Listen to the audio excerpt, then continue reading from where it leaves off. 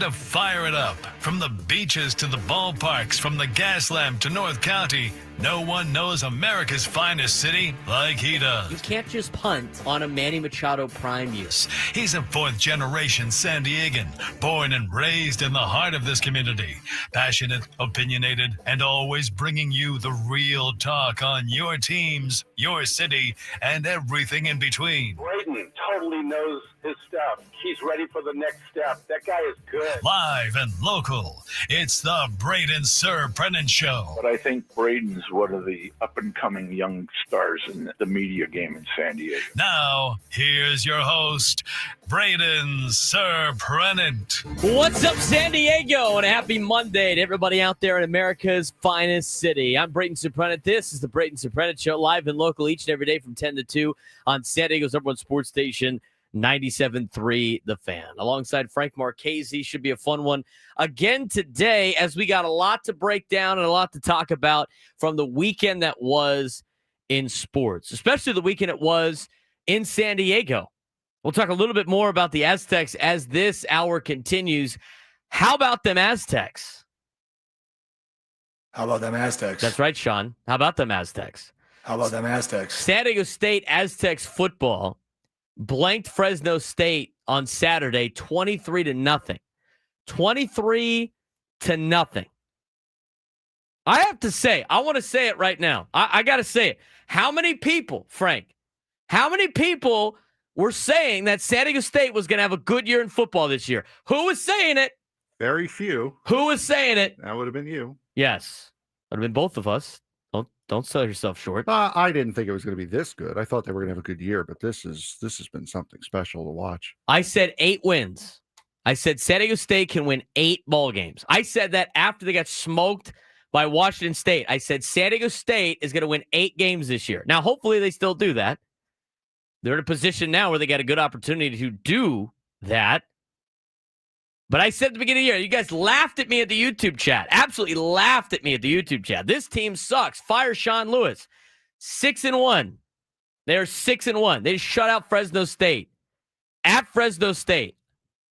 I saw some Fresno State fans bitching about it, about their team and how bad everything is. Fresno State football, I don't think they've ever been shut out at home. You'd have to go look through the archives. The last time they've been shut out at home. It's the second time they've been shut out at home. Both of them on the same day, as a matter of fact. A good mojo for the Aztecs, I guess. October 25th. The last time they were shut out at home was their last season in their old building against Utah State. That was the last time that they were shut out. It was the only other time. 45 years ago. The only other time? That was the only other time they've been shut out at home. That's impressive in itself. I don't care how good Fresno State is. And again, they didn't go with their start. They went with the other quarterback, the turnover machine that was the other guy. But the Aztecs played well. I thought defensively, we keep talking about their defense. I mean, their defense going into last week had given up the third least amount of points in all of college football. Now, the two other teams that were behind were Oklahoma and Ohio State, and they'd played extra games. But right now, San Diego State defense has been outstanding. Offensively, they got to find ways to score a little bit better on the road, but they've done a fair job. And now they got Wyoming on Saturday at 4 o'clock, where they're 10.5-point favorites.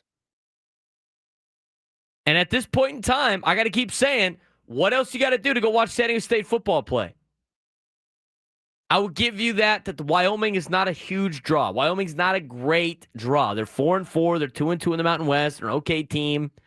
They're a team that might, give the Aztecs a run for their money. Who knows? Aztecs fair by 10.5, like mentioned before.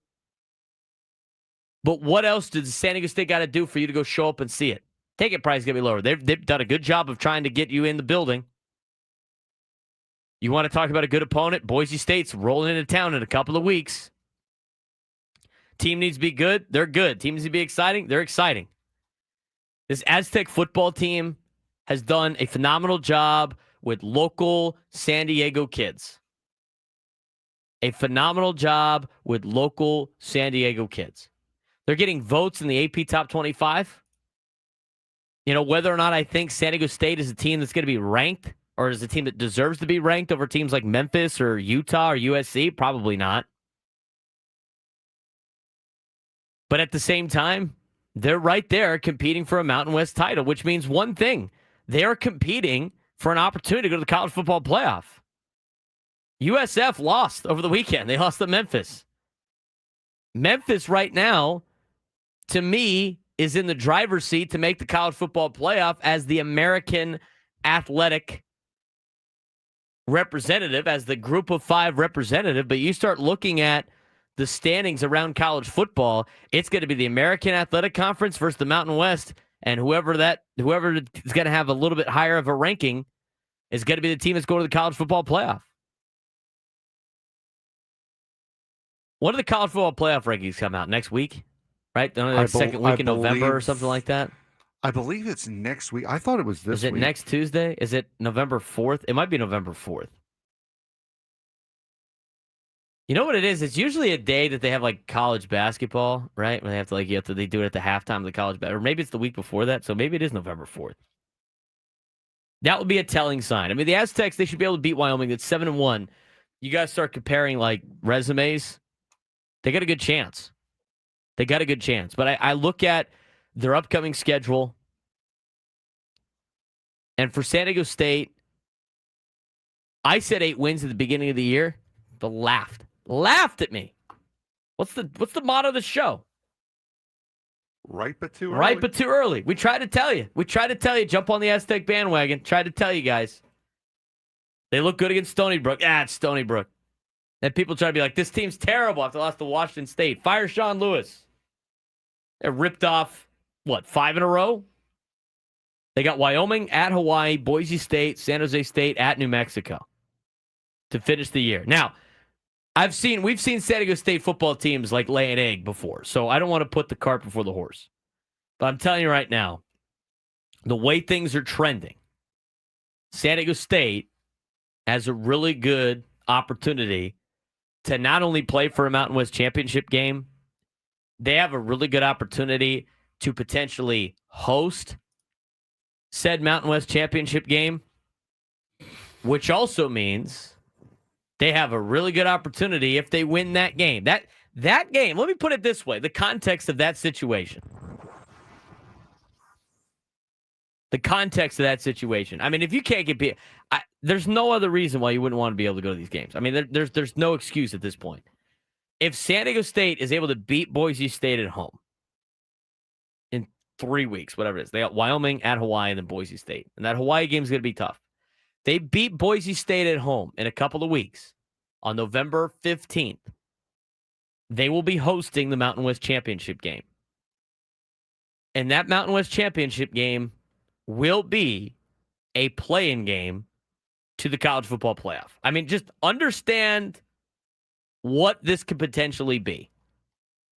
How many times, Frank, did we, when we asked people in the YouTube chat, we asked them to call in about San Diego State football. We said, what is a big reason why you didn't want to go to games? Somebody said it was too hot. All the games are at night this year. I don't know what to tell you about that. No shade. Goes back with the too hot thing. Games are at night. You don't need shade at night. Lack of good opponents. Playing Boise State and Cal at home. Those are solid teams. There's only so much they could do about that. And in the new Pac-12, as much as I like to make fun of the new Pac-12, still better than anybody else in the Mountain West. All right? Still better than that. And then the other one that was very important was there's no chance they can make the college football playoff. There's no way in. There's no way to be. It's right there. It's slim.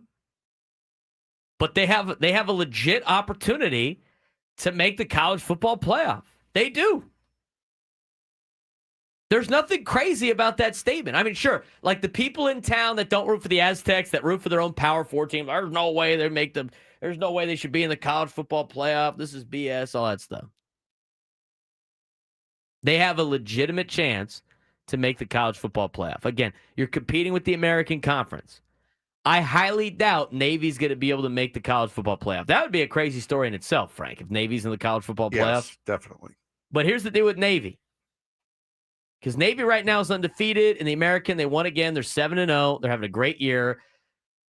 Here's where they run into some issues. They're at North Texas, who's legit, who's making their own case for the college football playoff.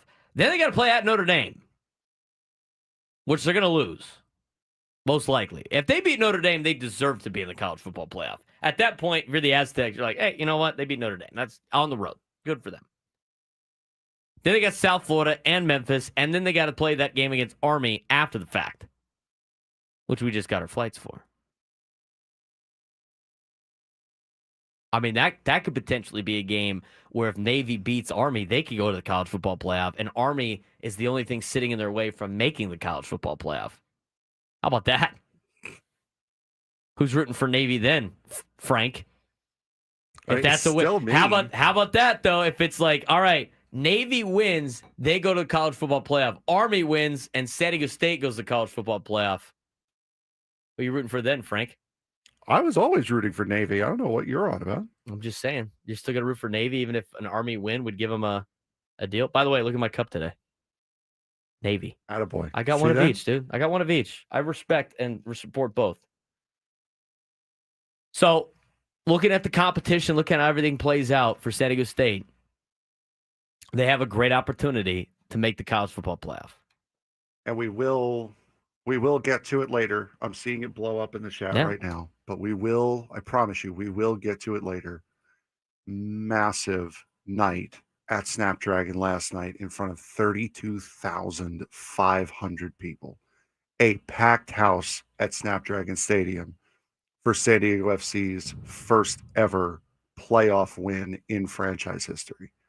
Huge night. And again, we will get to that later on today. Don't think we forgot. We're definitely did not forget about San Diego FC last night. They got one more win against Portland. If they do it on the road, they would advance in the playoffs, and we'll keep you updated on what the MLS playoffs are. But a big night in San Diego. I mean, the Aztecs put it out. They did a good job. That was a fun story of the weekend. High school football was crazy on Friday night. We'll talk about that later on in the show. We got, obviously, San Diego FC. I mean, it was a fun weekend for San Diego sports throughout the county. And a lot on all different levels. And so we'll have a lot to talk about, a lot to break down here on the show. We got to take a quick break. When we come back, more on San Diego State winning the old oil can over the team up north, as we will hear from what Sean Lewis had to say after the game as we continue on the Braden Surprenant Show, San Diego's number one sports station, 97.3 The Fan.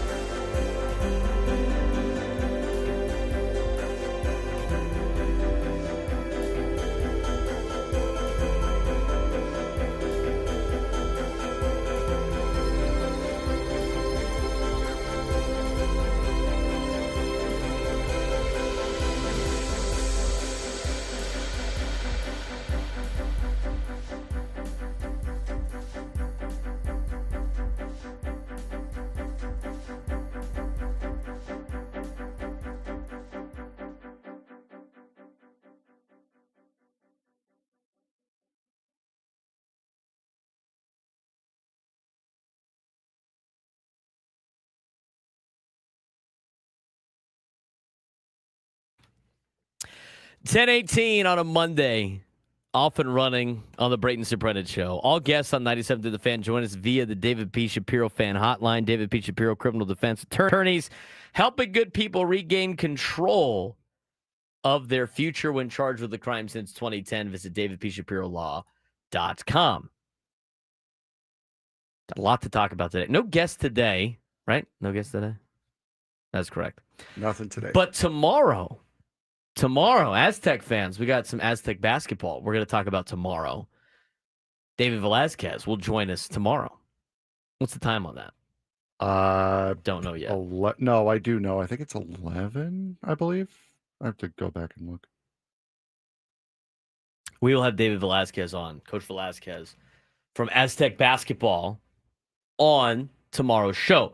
Wednesday, the Aztecs will take on USD in men's basketball, and it's an exhibition game. I think you could attend. Can you attend those now? Right? Like if I go to goaztecs.com, like you could buy tickets to that game or something? Tomorrow at noon, we have on at Velasquez noon. on. What's Sam got on that? Sam, in the YouTube chat. You can go to that game, right? You can attend? I think you can. Before these were like all about, they're like the hidden, they're the secret scrimmages where both teams said they would win.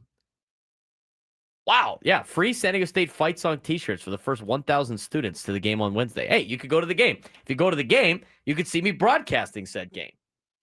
I will not be wearing San Diego State stuff since I work for USD. So there's that. Sounds like a conflict of interest. Not really. I support all of the teams in town. But USDToreros.com will have the game broadcasted. I think we're the only ones broadcasting the game, if I was told that correctly, which I think I was. So if you want to listen to Aztec basketball on Wednesday, October 29th, as they take on the USD Toreros, it will be myself and Jack Cronin on the call on USDToreros.com. That is where it will be. We're the only ones broadcasting the game.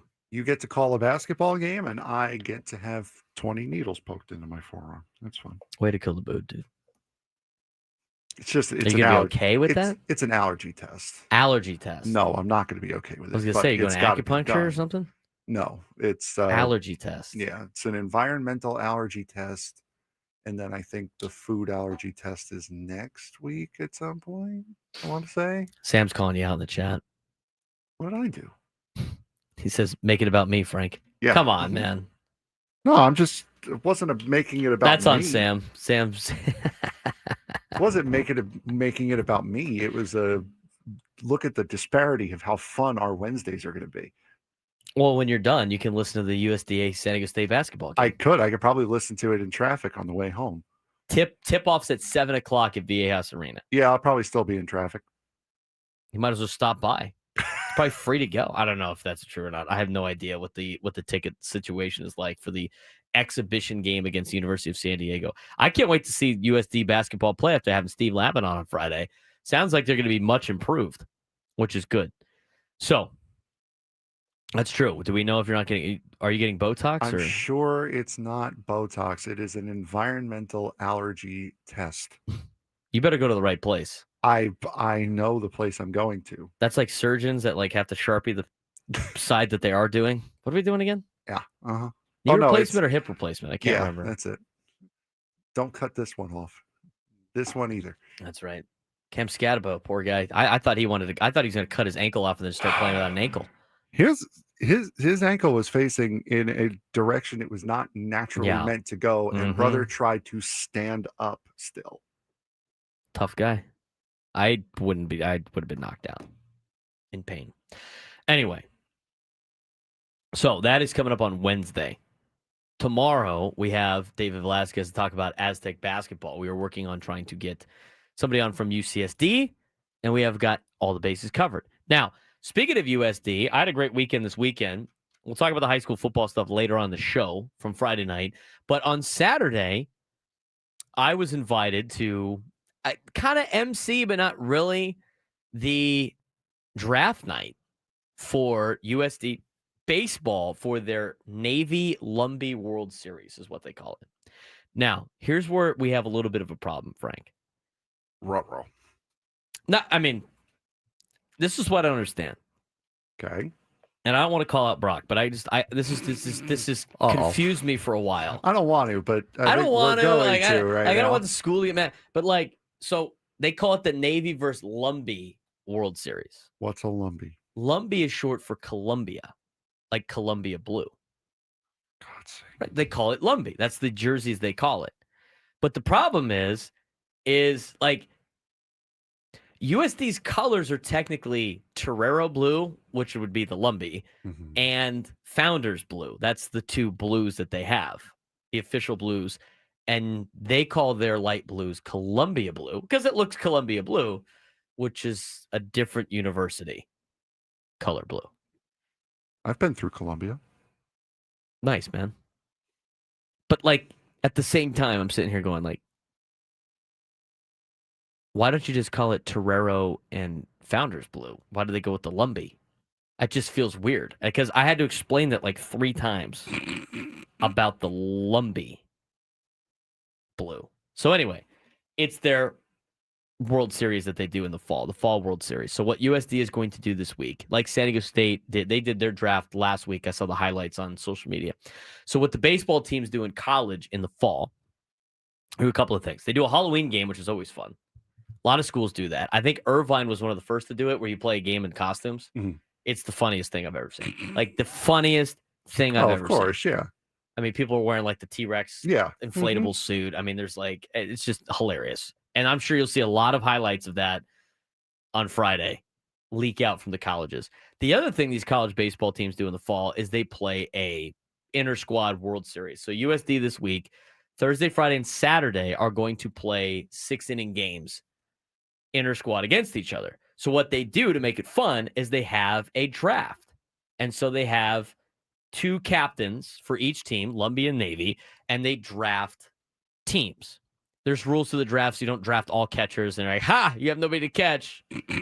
And they have pitching rules and stuff like that. But what they did was, and what a lot of these schools are doing, and it's been around for a while now, is they do a draft night where they make it look like the NFL draft or the MLB draft or whatever. So they had at one of the facilities at USD, beautiful, they had 2 tables on a stage, one with the Navy tablecloth and jersey, one with the Lumbee tablecloth and jersey. And I had to go up there, start the night off, tell people to go at dinner, all that stuff like that. So you wore, I mean, it was like business cash, but everybody was wearing a suit with no tie.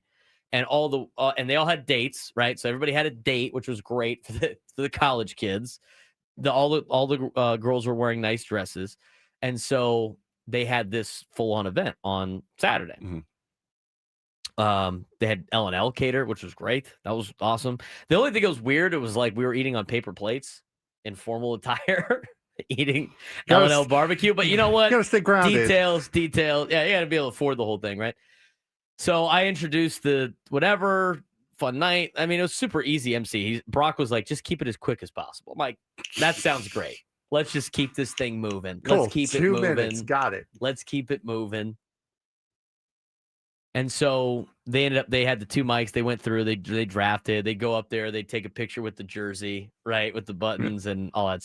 They had music, they had like house music playing, and then they had their perfect game profile from like their high school recruiting class up there, which was hilarious.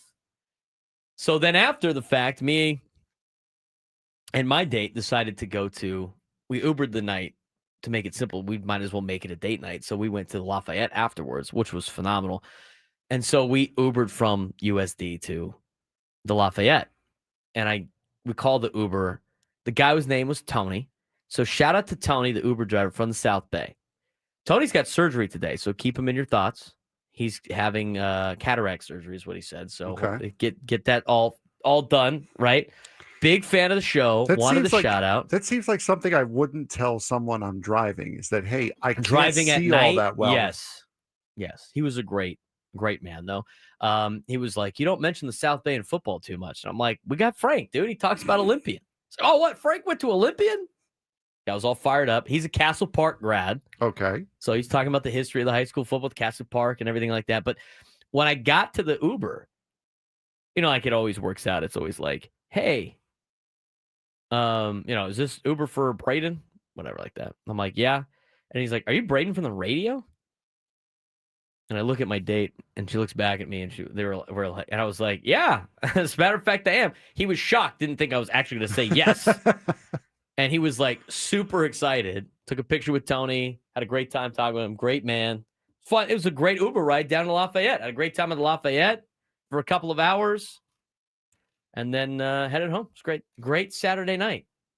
Got to watch the Aztecs before. Got to watch TCU survive before. That was fun. I knew that was going to be a trap game. I got a text in the morning from Perez. He was like, I bet the Frogs today. I'm like, why would you do that? Yeah, thanks for telling me, first of all. They did the same thing the week before with the Baylor game. My buddy Mike's like, hey, because they're both in Vegas. Mike's like, I bet the Frogs. I'm like, why would you do that? You suck, dude. Don't ever bet my team and then tell me you bet them. I just immediately want you to lose. Especially now. Yeah. With everything going on. Don't ever bet my team, ever. Don't ever do that. Rod's calling you out in the chat, by the way. Yeah, okay. Okay. Someone staged well, it's funny. an Uber That's ride. funny. Tony was like, well, you never talk about, oh, well, we do. We keep it simple, though, on the show. We keep it simple on the phone. You want an autograph, kid? Stop it. He took a picture of both of us and him. She had no interest in being in the photo. And then, he was like, let me tag you in it. I'm like, sure. Just should have thrown him your jacket afterwards. The whole like, thanks, me and Joe. It can't catch. That's right. That's awesome. My goodness. So anyway, Google me. I'm the Frog. Thanks, Sam. Google me. I win. I love that. So anyway, a great night all around. Yeah, I hope he bet the money line instead of the 15.5 point spread, because they weren't going to cover the 15.5. I could have told them that. I told him that. I said, why would you do that? We're 1-6 at West Virginia in the last 7 times we've been there. Why would you do that? But they won. That's all that matters. A lot of good stuff in college football this weekend. The Frog stuff's great. I love how that's catching on, by the way. I'm kind of a big deal. I'm not. I didn't say that. People Stop know it. me. Stop it. Stop it. I also had people at Jersey Mike's say that the other day. They love the show, Frank. We're doing a good job. People like the show. Well, thank you. People like to listen to whatever this is. Whatever this is. I love to listen to this. It's a show about nothing. That's that, here we are. So shout out to those people as well. Here's the thing. Here's my thing about when people come up and say hi. They're nervous about it, and they just start talking about how much they listen, which is great. I would love to know your name. I would love for you to introduce yourself and tell me your name so I can give you the shout out on the show. Tony, thank God I have the name of the guy in the Uber, and he introduced himself as Tony. I knew it's easy. Some of you guys will come up and talk to me. I'm like, great. What is your name? What is your name? What are we doing? What are you laughing at? Braden is a recognizable amphibian. That's right. Go Frogs. So there you go. There's that. All right. We do got to take a break. We got a couple of minutes though. We'll get to Sean Lewis stuff in a little bit. Overall react. What do you got on the Aztecs? Aztec football, 7 games in, they're 6-1. Hey, Tano Latuli, done. Pick 6. Pick there you 6, go. baby. Loved it. Lucky Sutton with a touchdown. Loved it. Denegal came back. He's going to be dealing with some stuff the whole year. So we'll see how he does. But I'm glad he came back. Overall, I thought it was a good performance against Fresno State. Yeah, no, they played a very solid game. I mean, it's as Sean Lewis said, as we'll get to a little bit later, said there was some sloppiness. It wasn't the best looking game, but still 23-0, pitched a school record 3rd shutout of the year, which is unbelievable. First time Fresno State's been shut out in that building. Second time in their history they've been shut out at home. That is, it's been an unbelievable season, and it's gotten to the point now where the only excuse for not going to see Aztec football either this weekend or in a couple weekends from now is the monetary. That's the only excuse. It doesn't matter who's in the building right now. They can play Stony Brook again. you should be there because this is an exciting team to watch. It is a fun team to watch. They are very much in the hunt for not only their last attempt at a Mountain West championship, but as you mentioned before, they are very much alive in the hunt for a college football playoff spot. This is the season that they needed to get everyone sucked back in, and they've done it extraordinarily well. I watched the game on mute, so I didn't get to hear the announcers. But Go Aztecs is right. The pick six by Tano after the terrible replay review. Yeah. The terrible replay review. I was sitting there going, like, what are they watching? What are they possibly looking for? I was like, there's no way that ball is hitting the ground. That was terrible. And then ball don't lie. You know what? It's even better because now Tano gets a touchdown out of it. That was the best part. There was a couple of really poorly officiated games, whether it be in college or the NFL this weekend, that were just unbelievably bad. You don't even want me to get me started about Friday night's game that we had. Yeah. I thought the white hat was good. The second touchdown that Lincoln scored bounced. It bounced. It physically bounced in the end zone. The kid for Lincoln ran the route to the back of the end zone. It skipped him, and then he bodies it up like he was making a pick on the play. And he's like upset because the ball hit the ground, and he hits the ground with his hand. And then the ref from their sideline, classic, puts his hands up, touchdown, and the kid for Lincoln's like, oh, all right, cool, I think we scored. I'm like, what is that? That's cool. What is that? It's funny how we hear it all the time as far as like hit by pitches go, that, you know, usually you go by the hitter's initial reaction as to whether or not he got hit or whether or not he's selling it. That's one of those where it's like, oh, maybe you didn't catch it. Let's have a conversation about this. And someone overruled me, please. It hit the ground. I was like, what? And then the PPR just shows one play that was a whistle that was blown before a fumble, which, by the way, you go back and look, and I can't believe the PPR did an entire segment about how one play that was actually ruled correctly, if you look at it on replay, about a fumble that Honor Falave had. They made it sound like that was the only play, and if it wasn't for that play, then Cathedral would have lost. I could not believe the coverage of that particular game. I could not believe it. I was incensed watching that. And then again, like the officiating wasn't great. We had 11 penalties, Frank, in the first quarter. Jesus. 11 penalties in the first quarter, all on one side. I was like, this is the most insane thing I have ever seen. And you know what? 10 of them came from the other sideline. 10 of them from the other sideline. And I was like, all right, here we go again. Here's the same stuff that we have to see every Friday night. But here's the deal. Got to turn the holding slider down a little bit. That's what it is. Oh, my God, dude. I just the late hit out of bound, no call that we got from our sideline guy threw 2 flags. Their guy threw 11. But the thing is like it's high school football, and these guys are learning how to be like they're trying the best they can. So I can't like complain about it too much. I thought the white hat we had was phenomenal. He was great. It was great the whole time. He didn't have like that like ego. You know what I'm saying? Like sometimes guys get this like ego. It's like, no, just get it right and let's have a conversation. I'd like to know explanations for things about certain rules. He does a great job doing that. I don't remember his name, but he was great. But the ball bounced in the end zone. Bounced in the end zone. It physically bounced. And then here's the other thing that stinks. We bounced a break. I'm sure. Here's the other thing that stinks about that. Like we all have iPad. Like every sideline's got iPads now, which is terrible because you know what what everybody does. Like, look, you missed. It's like they don't have replay. Okay, they don't have the ability to see replay. But then you go back and you look on the replay. It's like skip. Terrible. Terrible. Terrible. It was a great game. It was a great game by both teams. And you know what? The open division. I tell you what, I got nervous about the rankings that came out yesterday because Lincoln got knocked out of the open, which was absolutely absurd. And then they reset, and they're back to being a number 2 seed, which is good. We'll talk more high school football. Later on, we will talk about what happened over the weekend with Aztec football again. Hear from Sean Lewis. And we come back. San Diego's number 1 sports station, 97.3 The Fan.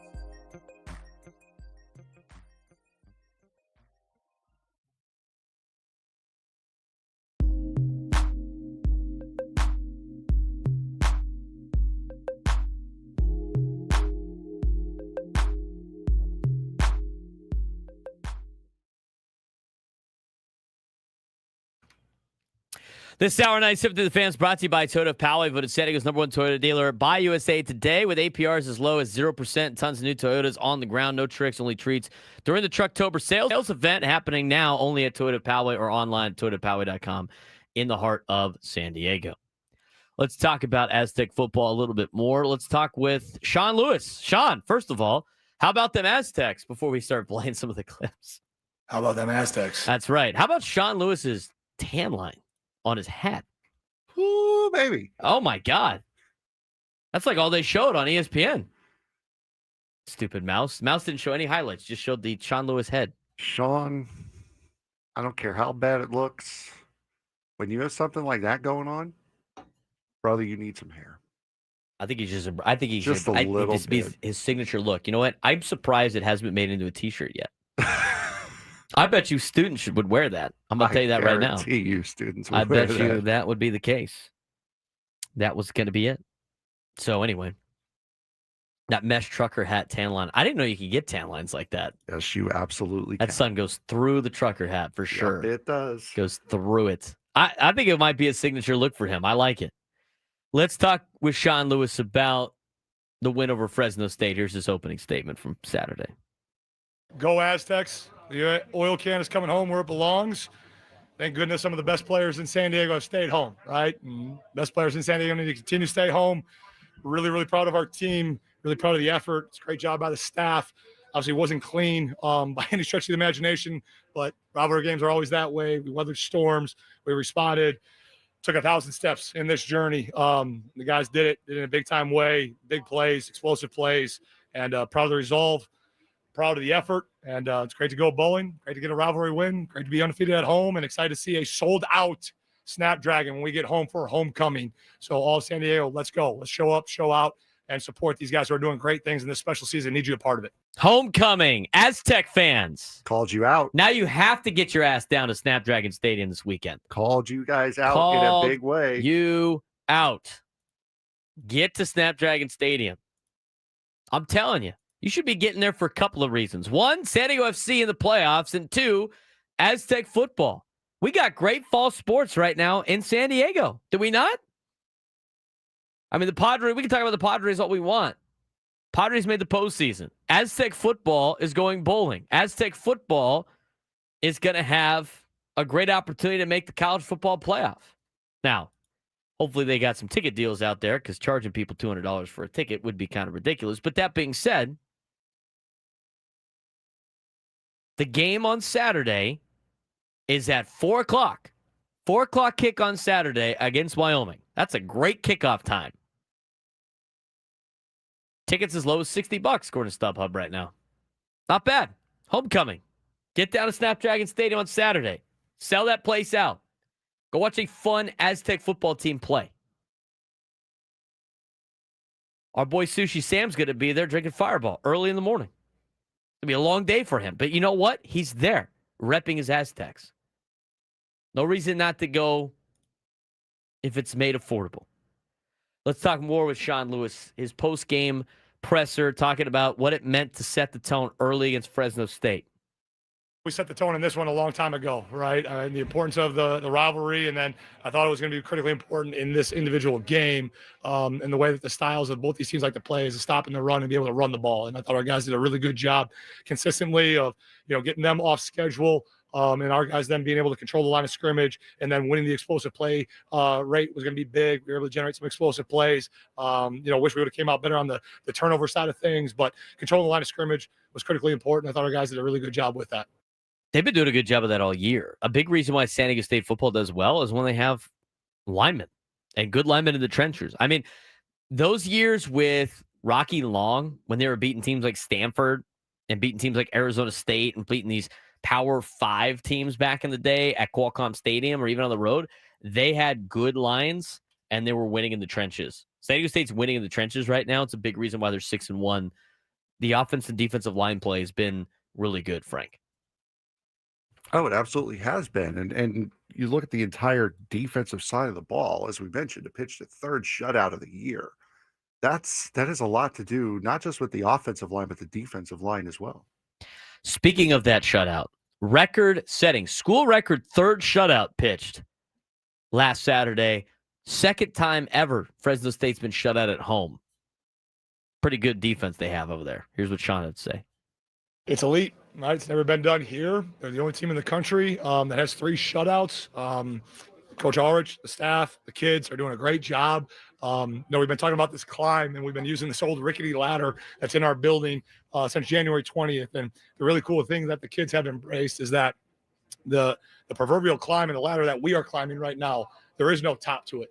They just keep doing great work. They just keep making another rung, and they keep elevating. They keep leveling up week after week after week. And as crazy as it is, like, there's still more plays to be made. There's still improvement to be made. And the kids, when we say that and we challenge them in that way, they go, yeah, coach, we know. Absolutely. Right. And so it's really cool to have their full attention, to have their full focus, and to have them working day in and day out like it's game day on a Tuesday, to have the attention and the urgency to get better.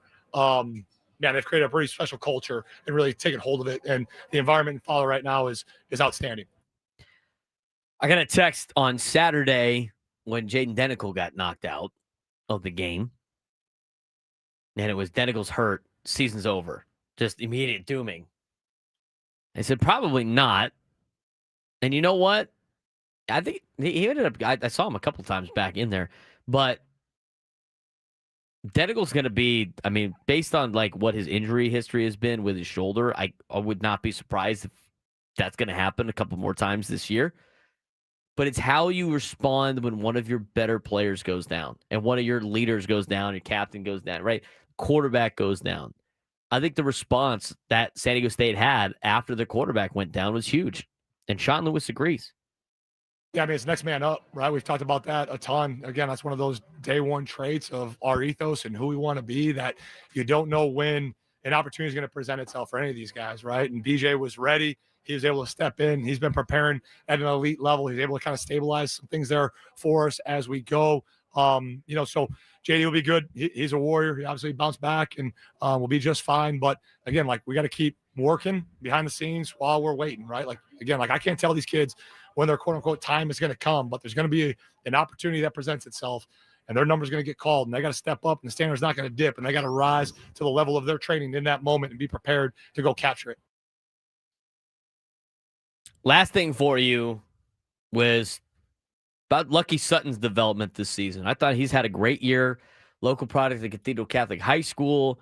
He's a guy that had opportunities to leave and decided to stay to be an Aztec because he knew it was going to be his turn this year. And since then, he has done a great job. He's developed well. Had a big day on Saturday against Fresno State. And here's what Sean Lewis had to say about the development of Lucky Sutton. He's embraced who he is. He's become a one-cut north and south downhill back. And he's got some elite traits, man. Again, like, he's one of those elite prospects that decided to stay home, right? And we got to continue to have our best in San Diego stay home, the best in Southern California stay home, and achieve their dreams and be developed right here on the Mesa.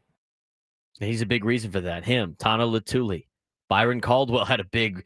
By the way, I thought Byron Caldwell's play should have been a touchdown. Yes, that was a touchdown. He did not have his elbow. He did not have his elbow down, or his wrist. Or what was his knee? I think his knee his shin was down, but barely, but his knee wasn't down. Well, I still think it should have been a touchdown. Should have been a touchdown. It was like his ankle. It was like some of his shin. It wasn't a lot. He did that. The acrobatic-ness that he had. Let's not talk about someone's ankle being down before their knee, please. Why? Too soon for you? Yes, it is. Is way too soon. It's a violent game, dude. It's a violent game. I thought that was a touchdown. I thought he got hosed. I thought they got hosed on the interception review too. But you know what? Tana Latuli got a touchdown, so it's okay. A lot of great local products for San Diego, doing really well. Trey White, obviously, just a great performance out of the Aztecs. And now moving forward, Wyoming at Hawaii, Boise State, San Jose State, and New Mexico. They are putting themselves in a position to not only make the Mountain West Conference championship game, but potentially make the Mountain West championship game matter for a playoff spot. Now, what it's going to come down to is how the college football playoff ranks the top 25. And if the Aztecs and Boise State are in that ranking higher than the American teams, they got a really good chance. But right now, I think you have to go still have to take it one game at a time. Don't put the cart before the horse and what do we got to do to make the Mountain West Championship game? That's priority number one. Priority number two is how do we get to a position where we can host said Mountain West Championship game? And then hopefully some things play out around them in the group of 5 where that Mountain West Championship game at Snapdragon Stadium is a ticket to the college football playoff. That's where they're at right now. That's how serious this is. That's how good of a season they're having. Think about that for a second. We're talking about Aztec basketball starting up. They had an exhibition a couple of weeks ago against UCLA. They have another exhibition game against USD on Wednesday. They start their season up very quickly here on November 4th, next Tuesday. Not tomorrow, but the following Tuesday against Long Beach State. We know about the season they're going to have in basketball, but what a way to start this year off for the Aztecs than having a good football season. They've checked that box. They're going to a bowl game. Now let's see if we can get the Aztecs into a bowl game that matters and to get to a position where even if they make the college football playoff and they get smoked, that's some serious publicity for the school and for the city of San Diego just to be there. And maybe that's the ticket that they need to move their way into a conversation of being a power school. We'll talk more about that as the morning continues into the afternoon. We're going to talk about the updates that we have in the FBI gambling thing, but also when we come back, the Albert Pujols effect on the Padres stars. We'll mention that when we return the 11 o'clock hour.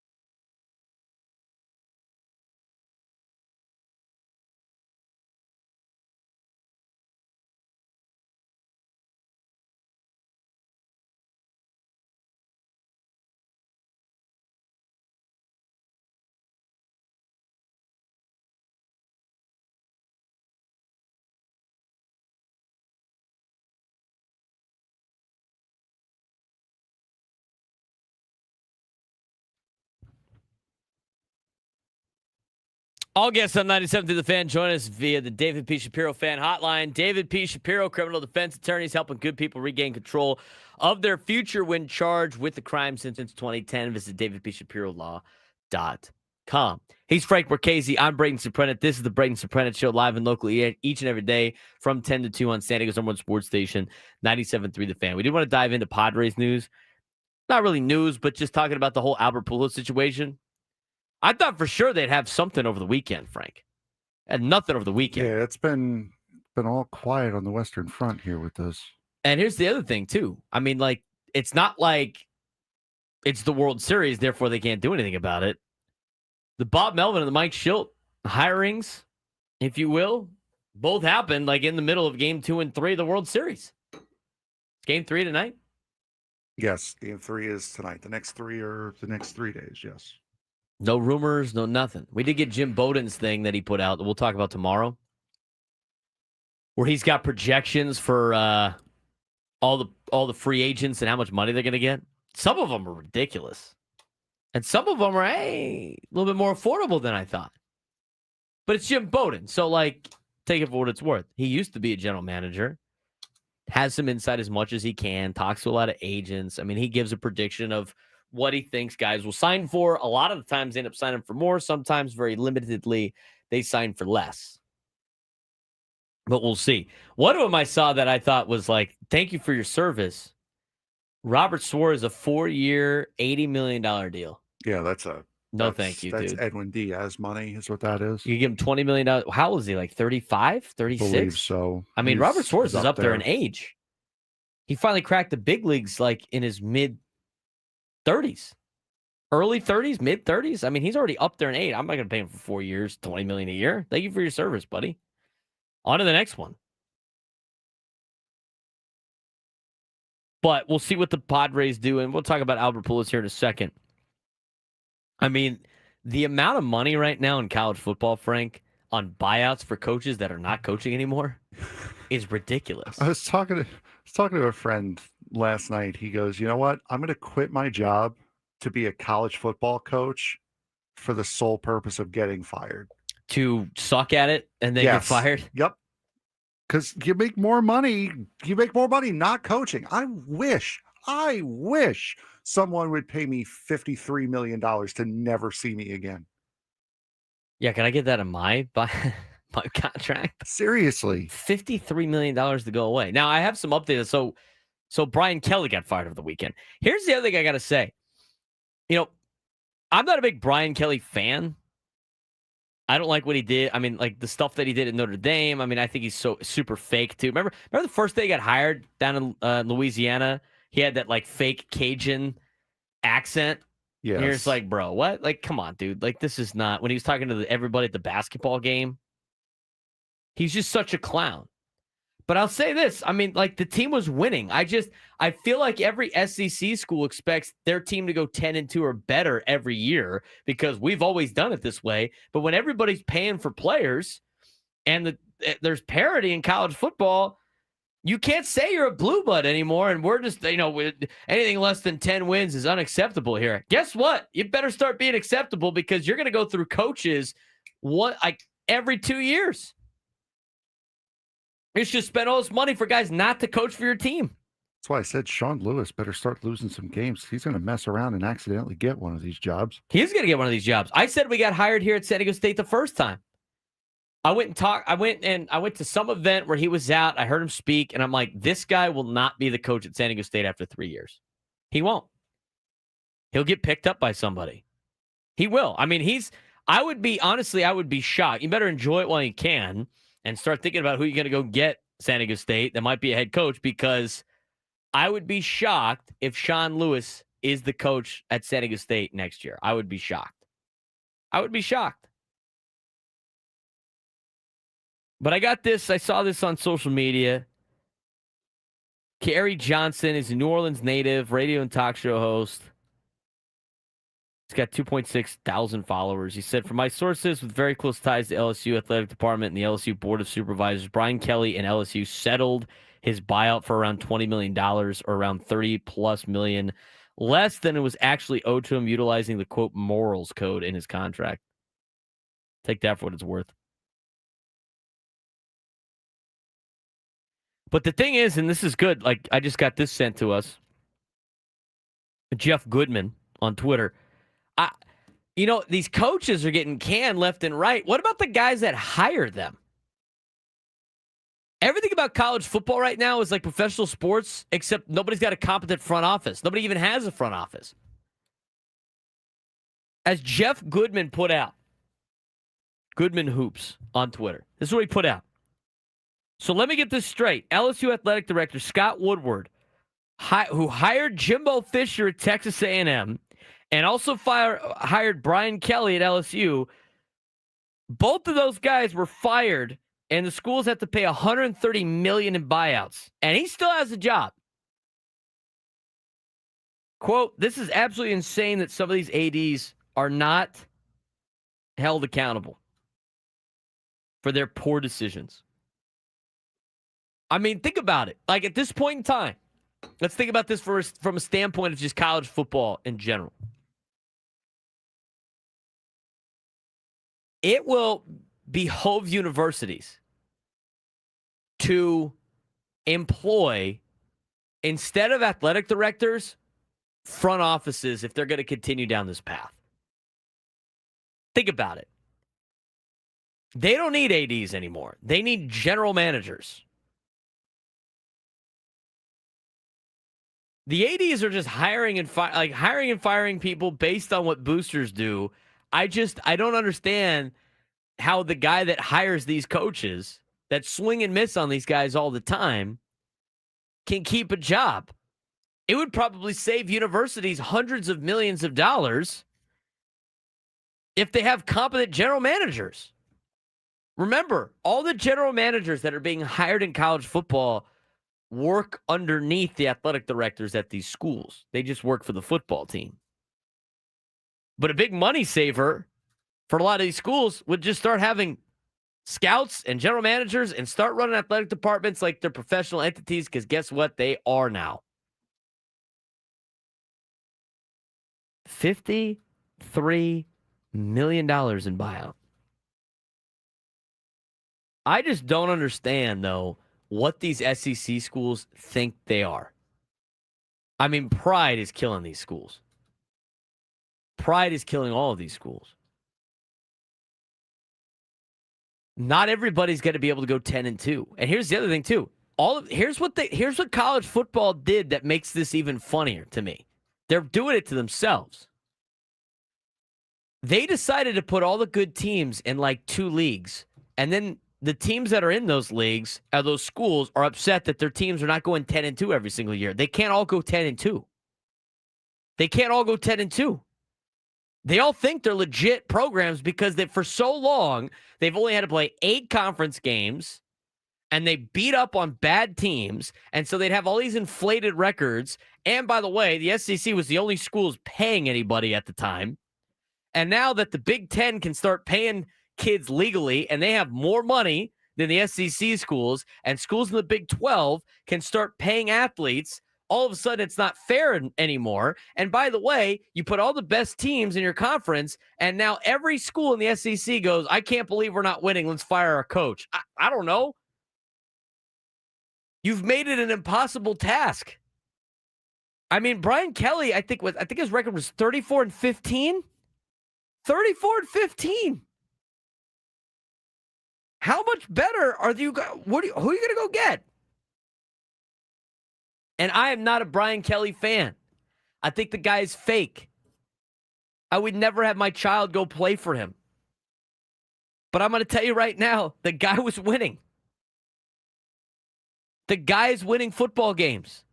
LSU is winning football games.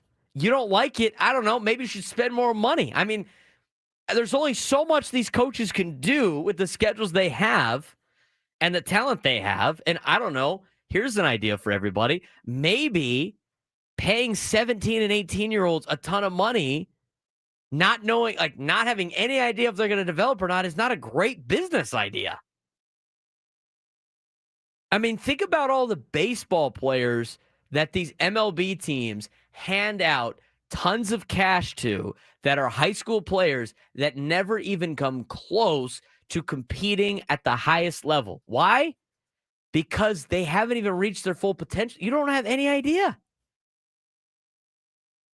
You are taking a gamble on a 17, 18-year-old child, and you're just like, and your livelihood is on the line for that. This is not a great business idea.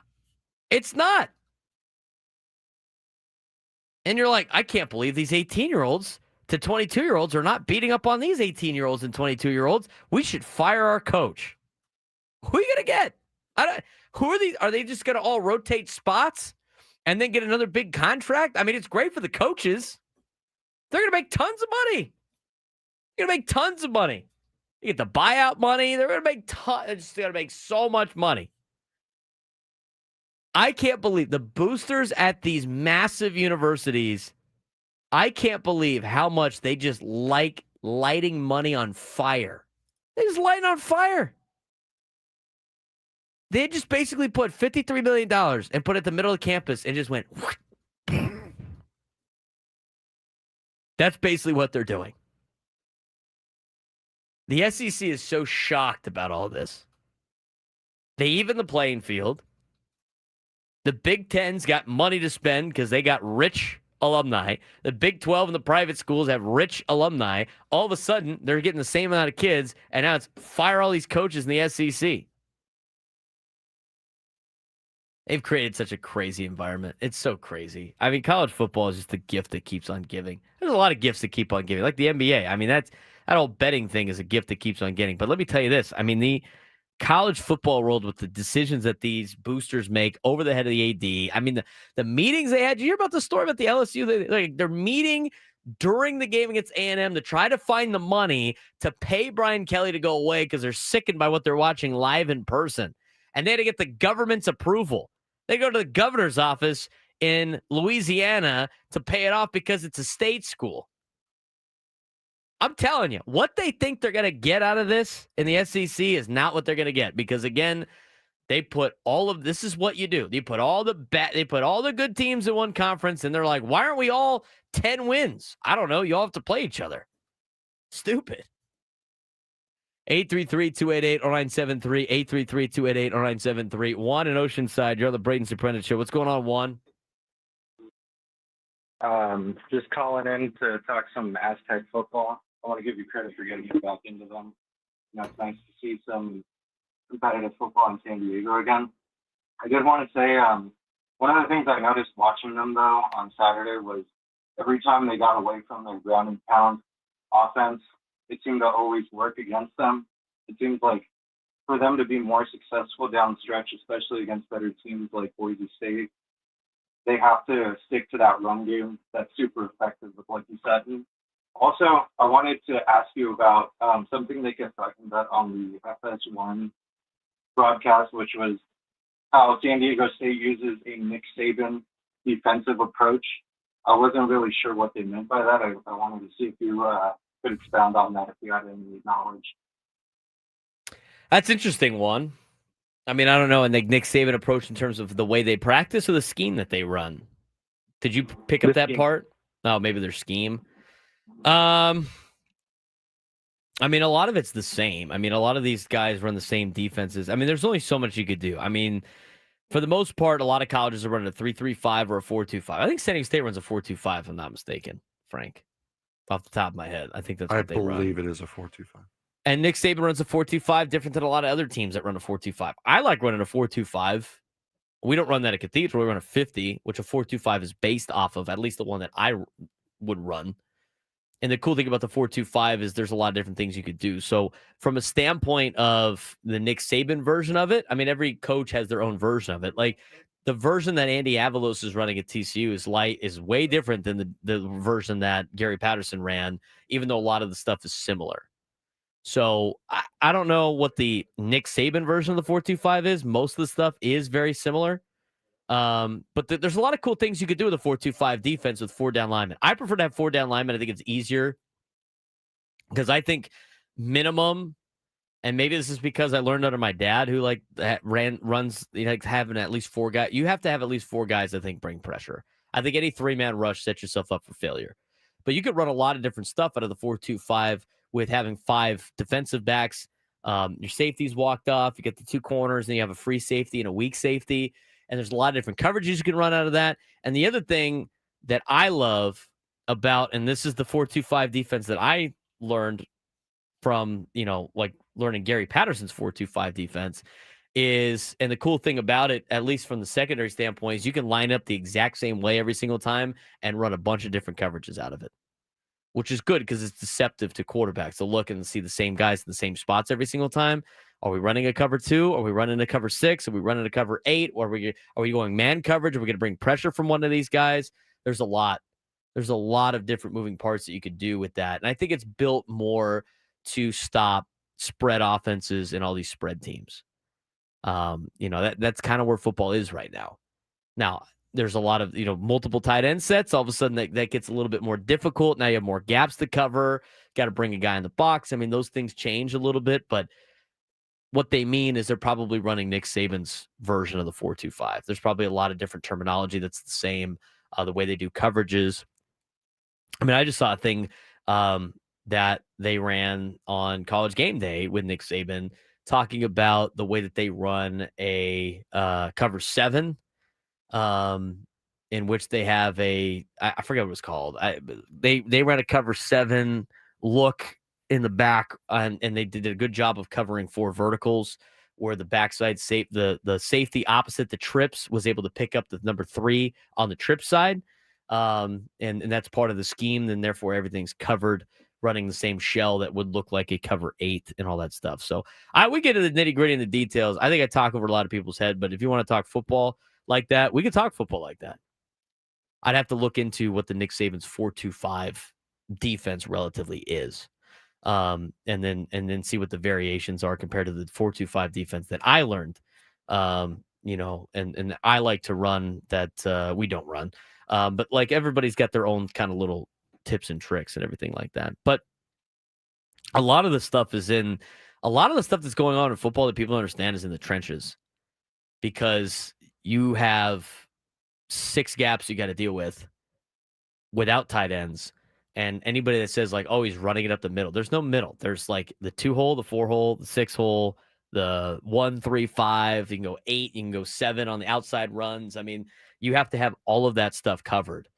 And you have linemen to do it, and there's techniques to use, and there's stunts to do, but there's a lot going on in the trenches that win and lose football games on simple run plays that you go like, oh, he just ran it up the middle. It ain't up the middle. There's a lot of gaps you got to cover on that defensive front. So if you want to talk about that ever, let me know. Maybe I can do a podcast about that, breaking down some schemes and stuff. But overall, try to keep it as simple as possible. Keeping it simple. Let's talk about Albert Pujols when we come back. What he brings to the San Diego Padres on Braden Surprenant Show, San Diego's #1 sports station, 97.3 The Fan.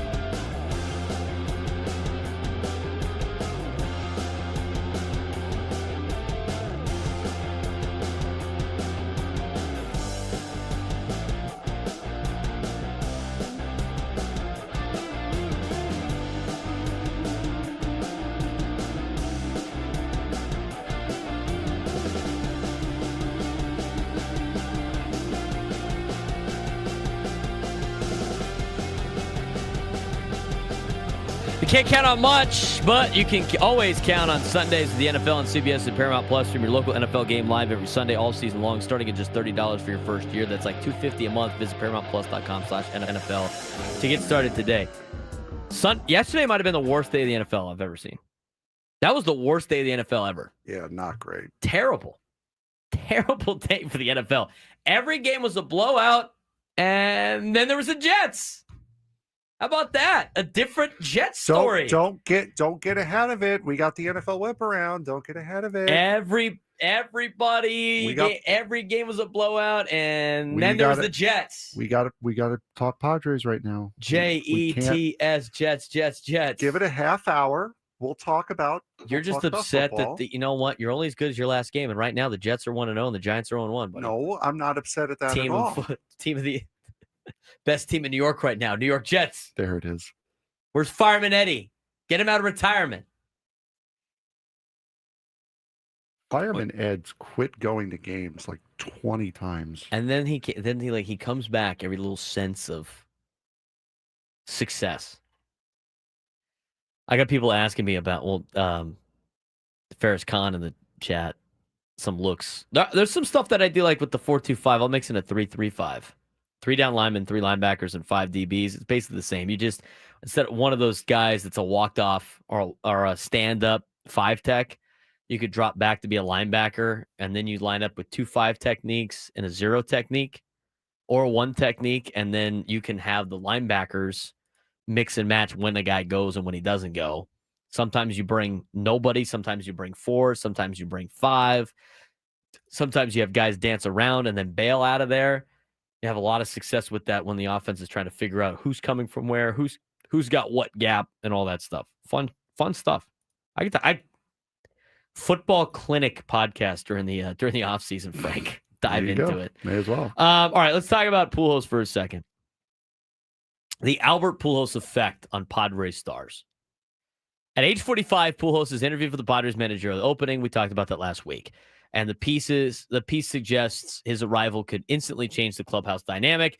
Few candidates would command more instant respect than the legend like Albert Pujols' 22-year MLB career included 2 World Series titles, over 700 home runs, and universal reverence around baseball.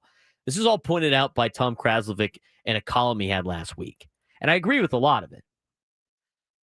Pujols and the Manny Machado effect. Here's my thing.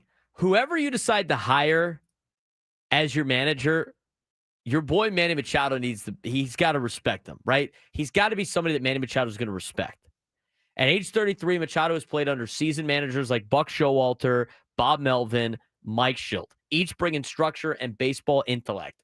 But Pujols would bring something deeper, a peer-to-peer understanding rooted in shared experience.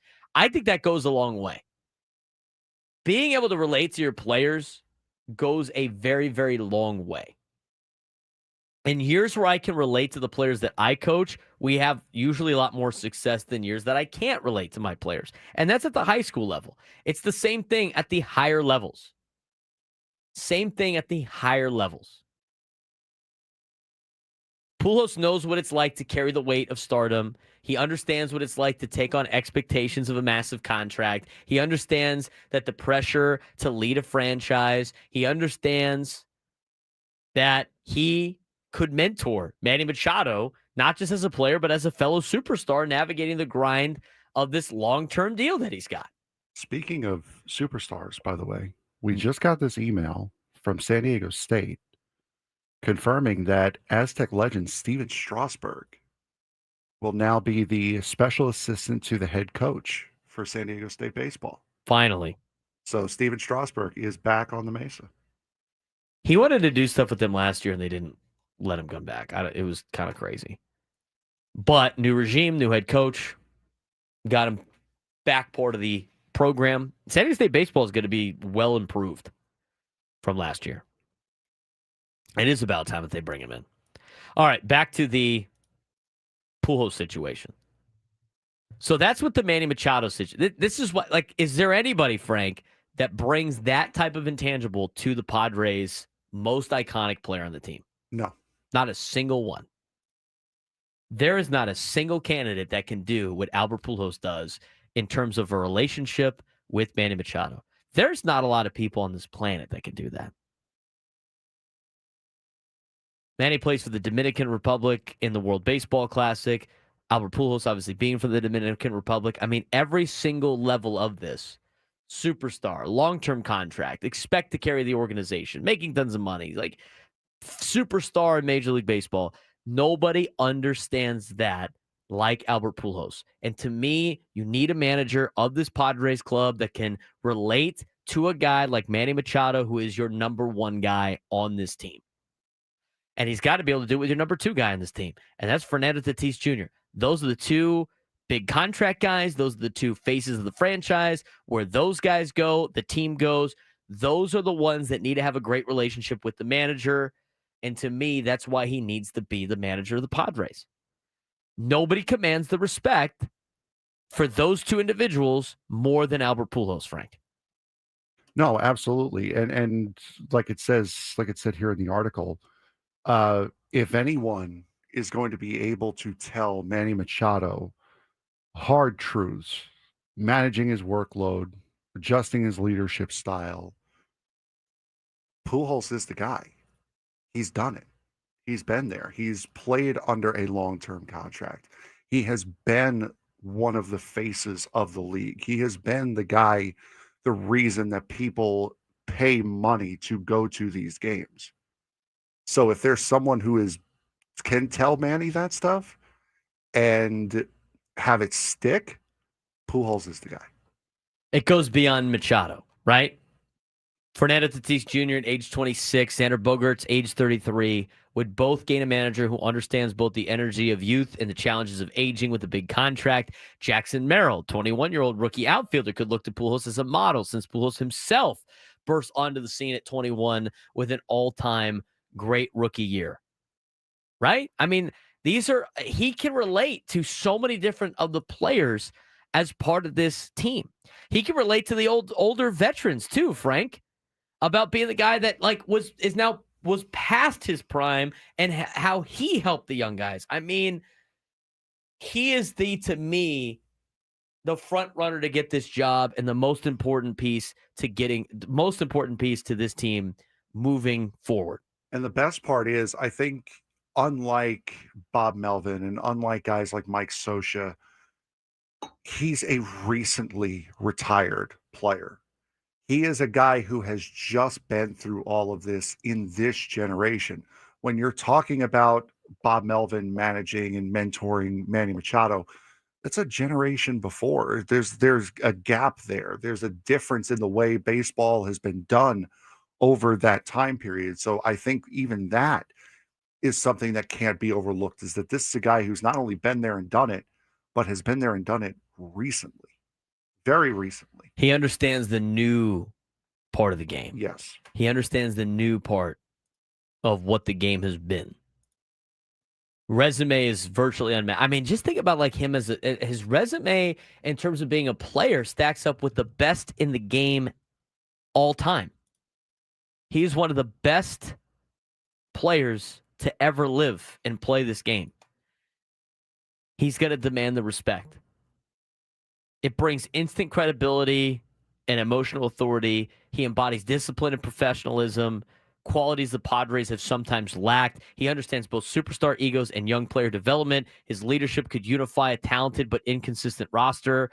In essence, as Tom Kraslovic pointed out, and I agree with, hiring Pujols could mean more than just filling a managerial vacancy. It could reshape the team's identity and culture around shared respect, discipline, and of course, that Dominican pride with a lot of the players, especially the ones that are at the top. In Fernando and Manny. Very important. I think this is the number one guy that you have to go out and get. The number one guy you have to go out and get. And it's interesting that it's been quiet. Here's the other thing we haven't heard. We haven't heard about anybody else interviewing for the job.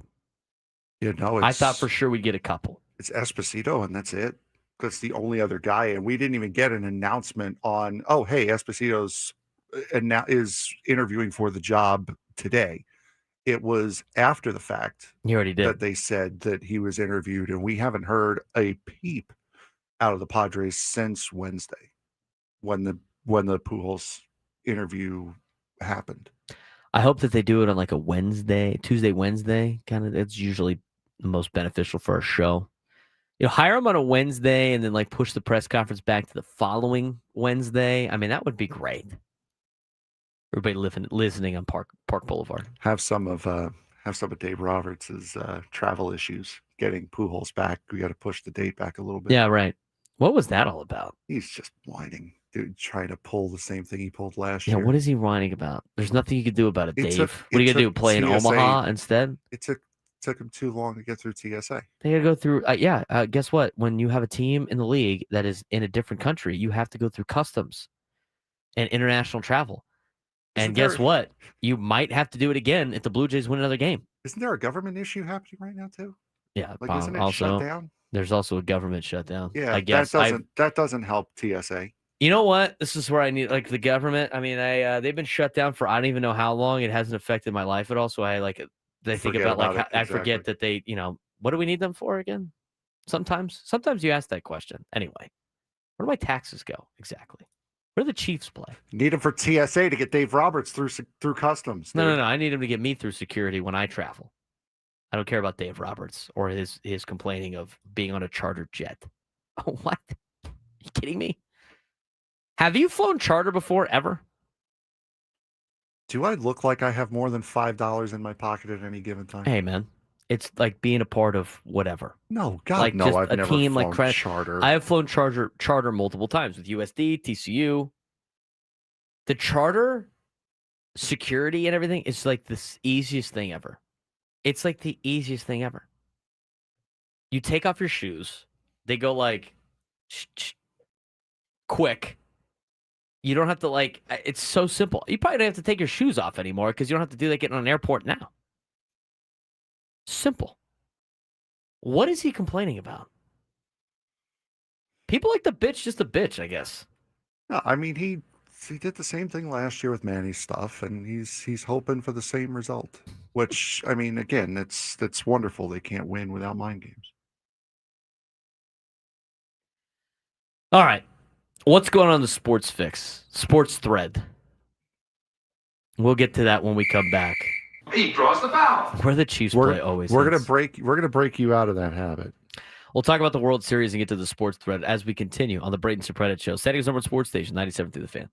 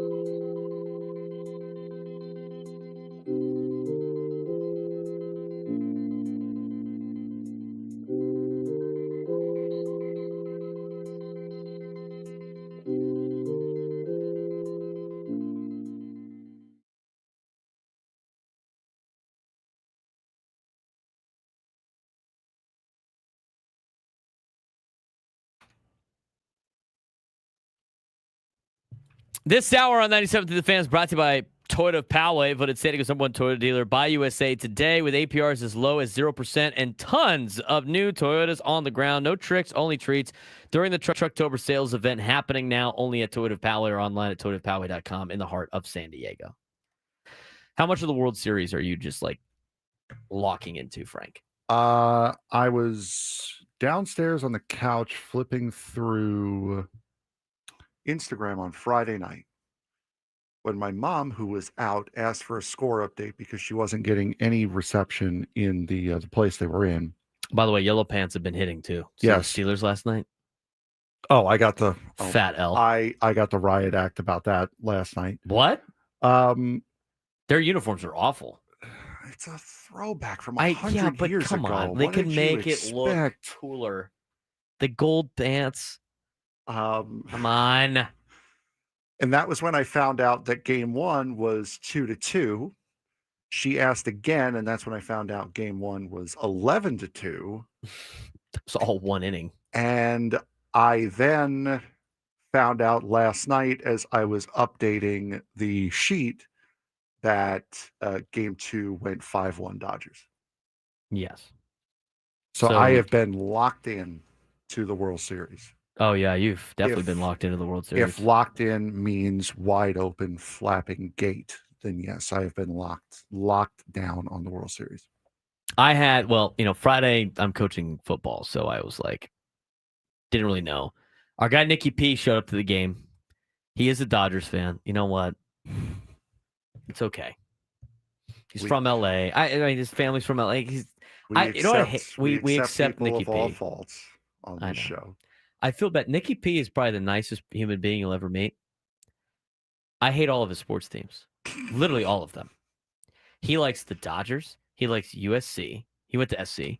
He also supports UCLA because his dad played there, which, again, that's an interesting dynamic rooting for both USC and UCLA. I digress.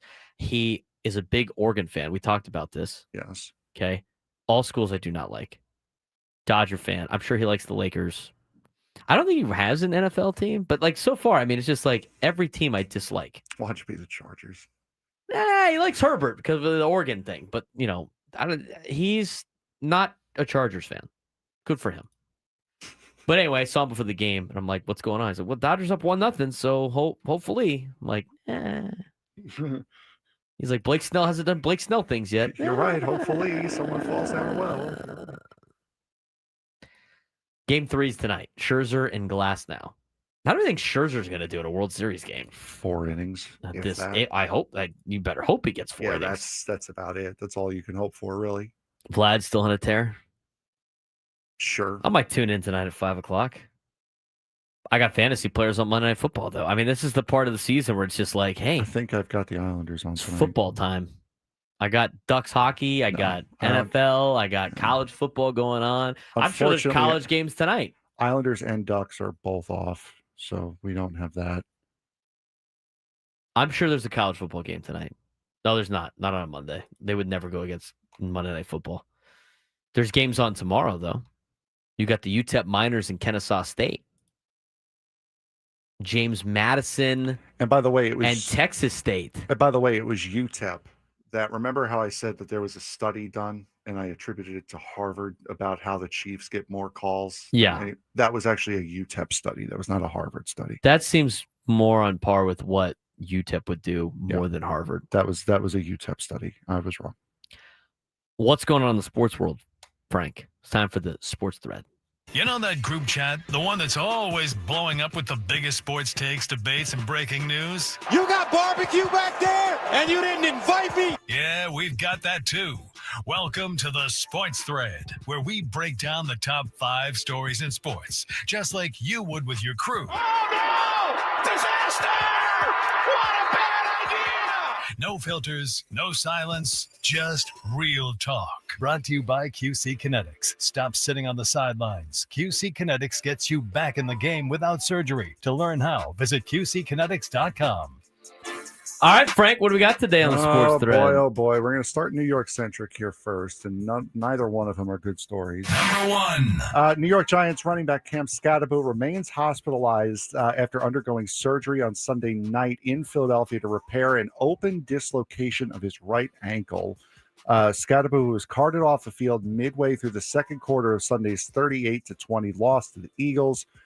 Is doing well given the circumstances of what was described as an emergency situation. The rookie's ankle got caught underneath an Eagles player as he tried to catch a pass over the middle of the field. His right foot did things that right feet should not naturally do. Big loss for the Giants, obviously, but after that tush-push play that should have been a fumble, it was a play that never should have happened.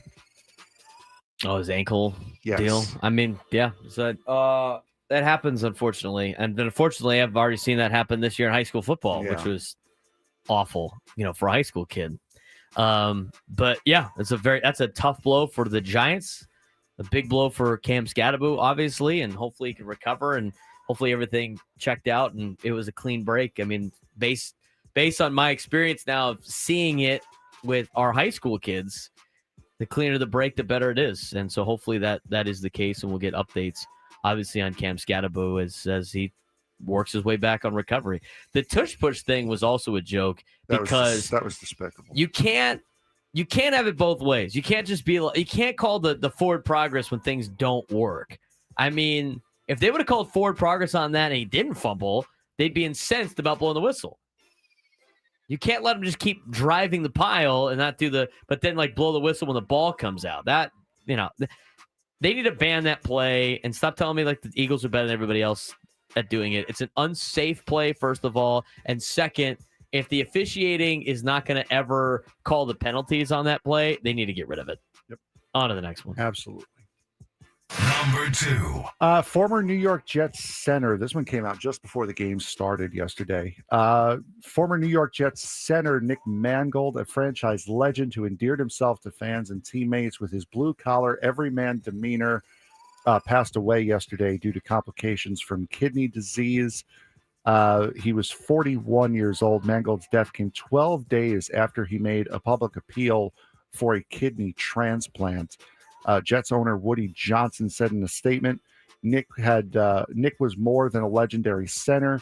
He was the heartbeat of our offensive line for a decade and beloved teammates whose leadership and toughness defined an era of New York Jets football. Off the field, Nick's wit, warmth, and unwavering loyalty made him a cherished member of our extended New York Jets family. That is a big loss in not just the Jets world, but in the football world as well for Nick Mangold.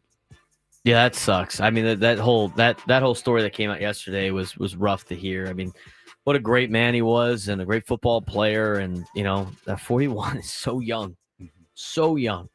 In less than 2 weeks after saying he needed a kidney transplant. Yeah, that's rough. Unfortunate. It's Number terrible.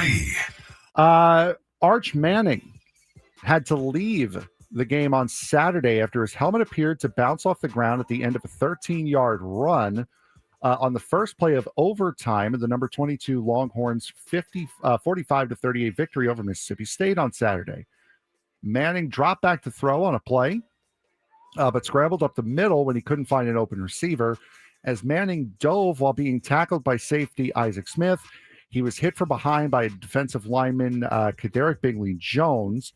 Texas right tackle Brandon Baker tried to help Manning up, but the signal caller struggled to get to his feet and sat on the field, sending trainers out to get him. Manning was sent to the medical tent at the end of the game. Turns out Arch Manning has a concussion. How big of an issue is this for Texas moving forward? Well, losing your starting quarterback's never great. So, and I can't believe they came back to win that game, by the way, against Mississippi State. Ridiculous. So it's going to be a big loss for them and next man up mentality. And the concussion will probably be a week that he's out, and they'll have to try to find a way to win without him. But it's Texas. They got a lot of depth. They got a lot of good players. So I don't think it's going to be as big of a problem for them as a lot of people would think. It's still going to be an issue, but good luck to them on the way. Number 4. High school principals in Ohio will vote on an emergency bylaw referendum on NIL regulations next month. The Ohio High School Athletics Association Board of Directors announced Thursday that the vote will take place from November 17th through November 21st. OHSAA members decisively voted down an NIL proposal in 2022, 538 to 254. They have a lot of members on this thing. The board of directors last month approved language for another NIL proposal that they planned to vote on back in May. The timeline for the vote was accelerated after Franklin County Common Pleas Court Judge Jiza Page, sure, that's a title, issued a temporary restraining order on Monday, allowing all students who are a part of the 818 schools to enter into their own NIL deals. So now we have high schools getting NIL deals. I mean, California legalized that in 2020. So, I mean, what state was this? Ohio. Ohio's finally doing it. I mean, yeah. I kept telling people, kept saying it. Every level's getting bumped down another one. So, like, college is the new pro, high school's the new college, youth is the new high school. We've made it such a bit. Do kids even have fun playing sports anymore? Is there any fun being had? Like, it's supposed to be fun until you're like 18. Is it even fun anymore? Or is it all business? Do kids play sports because they have fun doing it? Or do kids play sports because they think they can make money for them and their family? The ones that do know they're not going anywhere. Yeah, that's true. The ones that do have fun doing it don't have opportunities to do so because everything's catered for the ones that think they're going to make money off of it, which is sad. We've made sports sad for kids. Yep. Us adults have made sports unenjoyable for children. That's a different topic for a different day. Noon lunchtime hour when we come back. So, Tony asked, "Can you talk about food on your show?" Yeah, we do. We talk about food on the show. See you next hour.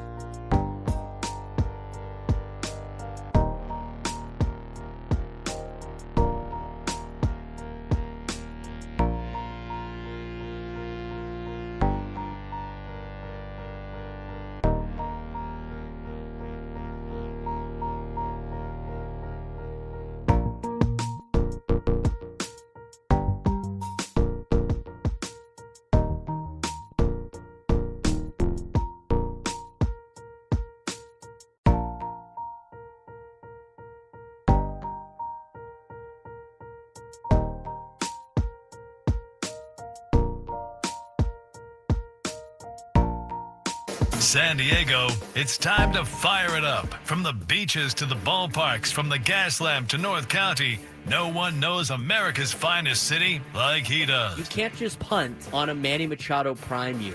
He's a fourth-generation San Diegan, born and raised in the heart of this community.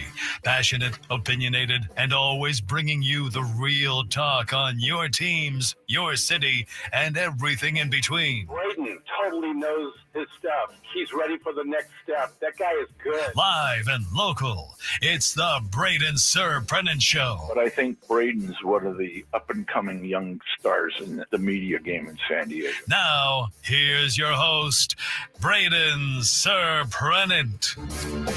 Lunchtime hour on 97.3 The Fan. He's Frank Marchese. I'm Braden Surprenant. Thanks again for joining us each and every day from 10 to 2 on San Diego's number one sports station, 97.3 The Fan. All right, we got some NFL that we want to get to. We want to mention that all guests on 97.3 The Fan join us via the David P. Shapiro Fan Hotline. David P. Shapiro, criminal defense attorneys, helping good people regain control of their future when charged with the crime since 2010. Visit davidpshapiro.com. All right, let's talk football. You want to talk football? Let's talk football. Let's talk football. Let's talk football. NFL whip around time on what was not a great Sunday for the NFL. Nah. All righty. First and foremost, these games all stunk. None of them were close. One of them was. The Miami Dolphins are now 2-6 after beating the Atlanta Falcons, who now fall to 3-4, 34-10. That was one of the bigger surprises of the week, I feel. That was a big surprise. Now, if you're Adam Klug, are you okay with this? Because Kirk Cousins started that game, correct? I believe Kirk Cousins played in that game, correct? Remember the whole conversation we had? Remember, we're going to have it again on Friday. Nightmare fuel for you as a sports fan? Yes. The first thing he said was potentially Kirk Cousins getting the start, dominating Miami, and then all of a sudden having a quarterback controversy. And then he got on board with understanding what we were asking him in terms of the history of Georgia sports. So, you know what? I can see where he's coming from. But, I guess if you're the Falcons, this is not that bad of a scenario. I mean, you got your ass handed to you, but you know what? No quarterback controversy. Kirk Cousins sucked. Team was bad. Lost to a team in Miami that should have fired their coach and their general manager a long time ago already. That's a terrible loss for the Atlanta Falcons that now drop to 3-4. And what is a spot in the division, a division that's not very good, where they could have been hanging for a long period of time. So you know what? Sucks to be the Falcons fan, I guess. I mean, losing to Miami. This is just, after everything that Adam told us about what it's like being an Atlanta sports fan and a Georgia sports fan, and I know the Braves won not too long ago. The Georgia football's been on a nice tear. This is on par with a lot of the losses that I've seen Georgia sports take since knowing Adam Klug. On par. Speaking of being on par, we talk about a bad team like the Miami Dolphins. And then there's the Jets. Who ended up getting a win yesterday. Wait a minute. What did I say? Day comes down to this for the Bengals. 4th and 9. Flacco protected. Flacco's pass incomplete. Yeah, I said that right. The New York Jets have won a game 39-38 over the Cincinnati Bengals. That was the Jets' 4th and 9 stop to seal the game with 30 some odd seconds to go. Spiro Ditas on NFL on CBS with the call. Good for the Jets to get a victory. The Bengals, well, they did this to themselves. You want to know why they did this to themselves? Because instead of spending money on the offensive line to protect your franchise quarterback, you now have to roll into games with Joe Flacco. You beat the Steelers because the Steelers suck. And you know what? You're right there in the standings still. A win would have been great. You would have been 4-4 and a half game behind Pittsburgh for the AFC North lead. Instead, you're a game and a half back. 3-5 on the season. The good news for the Bengals, the Steelers aren't very good. The Baltimore Ravens aren't very good. The Cleveland Browns aren't very good. That division is still wide open. Somebody has to make the playoffs out of that division. And so they're still alive without Joe Burrow and playing Joe Flacco. And they got weapons. But losing to the Jets, the Boo Birds were out in Cincinnati. Let me tell you, losing to the Jets at home. The Jets put up 23 in the fourth quarter, too. Like, As- they had to come back for that. You know what? That was great for survivor picks. People thought they could get tricky. Just pick against the Jets, not so fast. Even when the entire league does something with blowouts, the Jets still have to be like, oh, and then there's the Jets. We're here. Hi, guys. That's when you know it's a bad weekend. All the games are blowouts, and the Jets won. I will say, good win for them, especially with the Nick Mangold news breaking before the game started, like a half hour before the game started. Very good for them. Clay in the South Bay, this is your weekly reminder to shut the radio off for the next minute or so. Oh, no. As the New England Patriots now go 6-2 to the Cleveland Browns 2-6, beating the Brownies 32-13 in Foxborough. I like the New England Patriots. I can't believe I'm saying this. I like watching the New England Patriots. I just, you know what? You go 10 years in the past, 11 years in the past, 12, 15 years in the past. Go back to like 12-year-old me. He'd be disgusted with me right now. But you know what? Drake May is fun to watch. Mike Vrabel is a great coach. The New England Patriots are back.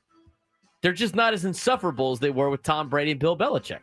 Mike Vrabel is actually a likable guy. Drake May is a likable guy. The New England Patriots are battling. They sit atop of the AFC East standings. Look at the standings right now in the NFL and the AFC. What year is this? Am I in high school? This is like high school. This is like what the NFL was like when I was in high school. Patriots atop of the East, Steelers atop of the North, Colts atop of the South, and the Chargers battling the Broncos for the West. This is like high school. This is like 2010, 2009 to 2013. What a time warp. NFL standings. What a time warp we insist on living in. Am I wrong, Frank? No, you're not. That's exactly what it is. The only difference is the Titans suck. That's like the only slight difference. Well, the Giants continue to suck. Gone over this game several times already. The Philadelphia Eagles now up to 6-2, beating the 2-6 New York Giants 38-20 in their redemption game after the Giants beat them a couple weeks ago. This is gonna be a frustrating year for the Giants, but I like the future with the quarterback situation. Yes. Jackson Dart's gonna be good. Jackson Dart needs some protection. Jackson Dart needs some help with his offensive weapons and everything like that. I mean, plus they lost their best receiver. His mental faculties at the beginning of the season. So like, it's gonna be fine.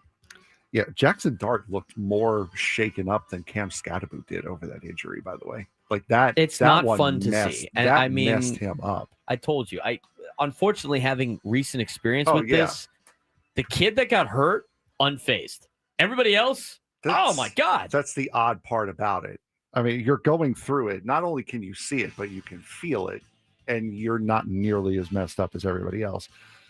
Speaking of leading in the AFC East, the Buffalo Bills are half a game out after one of these nice little plays.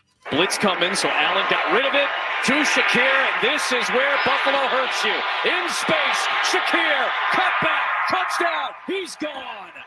Khalil Shakir's 54-yard touchdown catch and run was one of the keys to the Bills' 40-9 win over the Carolina Panthers, who fall to 4-4. That was Adam Amin, NFL on Fox, on the call. I can't believe the Panthers are 4-4. Yeah. I mean, like, I was about to say, like, what's their direction? What's their future? Like, what are they kind of doing? Young was hurt, so the Red Rifle was back. Andy Dalton, baby. They got smoked by Buffalo's way better than Carolina. Carolina's 2 games out of first place at 4-4 behind the Bucks. Another division that's okay. It's okay because Carolina's 4-4. But I'm surprised they're 4-4. You know, good turnaround for them. They've been like the laughing stock of the league for the last 2 to 3 years. 500 for them right now is pretty good. I mean, they're in conversation. 2 games out in the NFC South. Not even at the halfway point yet. Yep. Don't mind it. The Bills back on track. They're a half game behind the Patriots in the AFC East. Bears are going to hang an L, unfortunately. The Baltimore Ravens collect win number 2 on the year, giving the Bears their 3rd loss, 30-16, Baltimore at home. That was a game that the Bears needed to win for me to buy in that the Bears are going to be good. Yeah. And they have a future. I mean, that's a tough loss on the road to a Baltimore team that wants to fire everybody. A Baltimore team that's banged up and wants to fire everybody. And Baltimore handled the Bears. Bears were struggling in the red zone a lot. They get outscored, obviously, 30-16. And like we said about Baltimore, in that lousy division that the AFC North is, Baltimore's right there at 2-5, surprisingly. But the thing with Baltimore is, and we talked about this 2 weeks ago, Baltimore is expected to win every one of their games from here on out, at least according to Football Power Index or whatever the ESPN BS is, So, like, they have a chance to make a run at this thing. I think the AFC North race is going to be fun to watch because it's going to be catastrophically bad. They're bad. Everybody in that division's bad. I mean, Pittsburgh's the class of that division. Every time they play somebody good, they get their ass kicked, like last night. We'll get to them in a second. The San Francisco 49ers also took a loss. That was not something I was expecting. Houston Texans now go up to 3-4 on the year after beating the Niners 26-15 at home. That was a shocking win, I think. Houston's starting to get back on track a little bit. It'd be nice to get C.J. Stroud going a little bit more.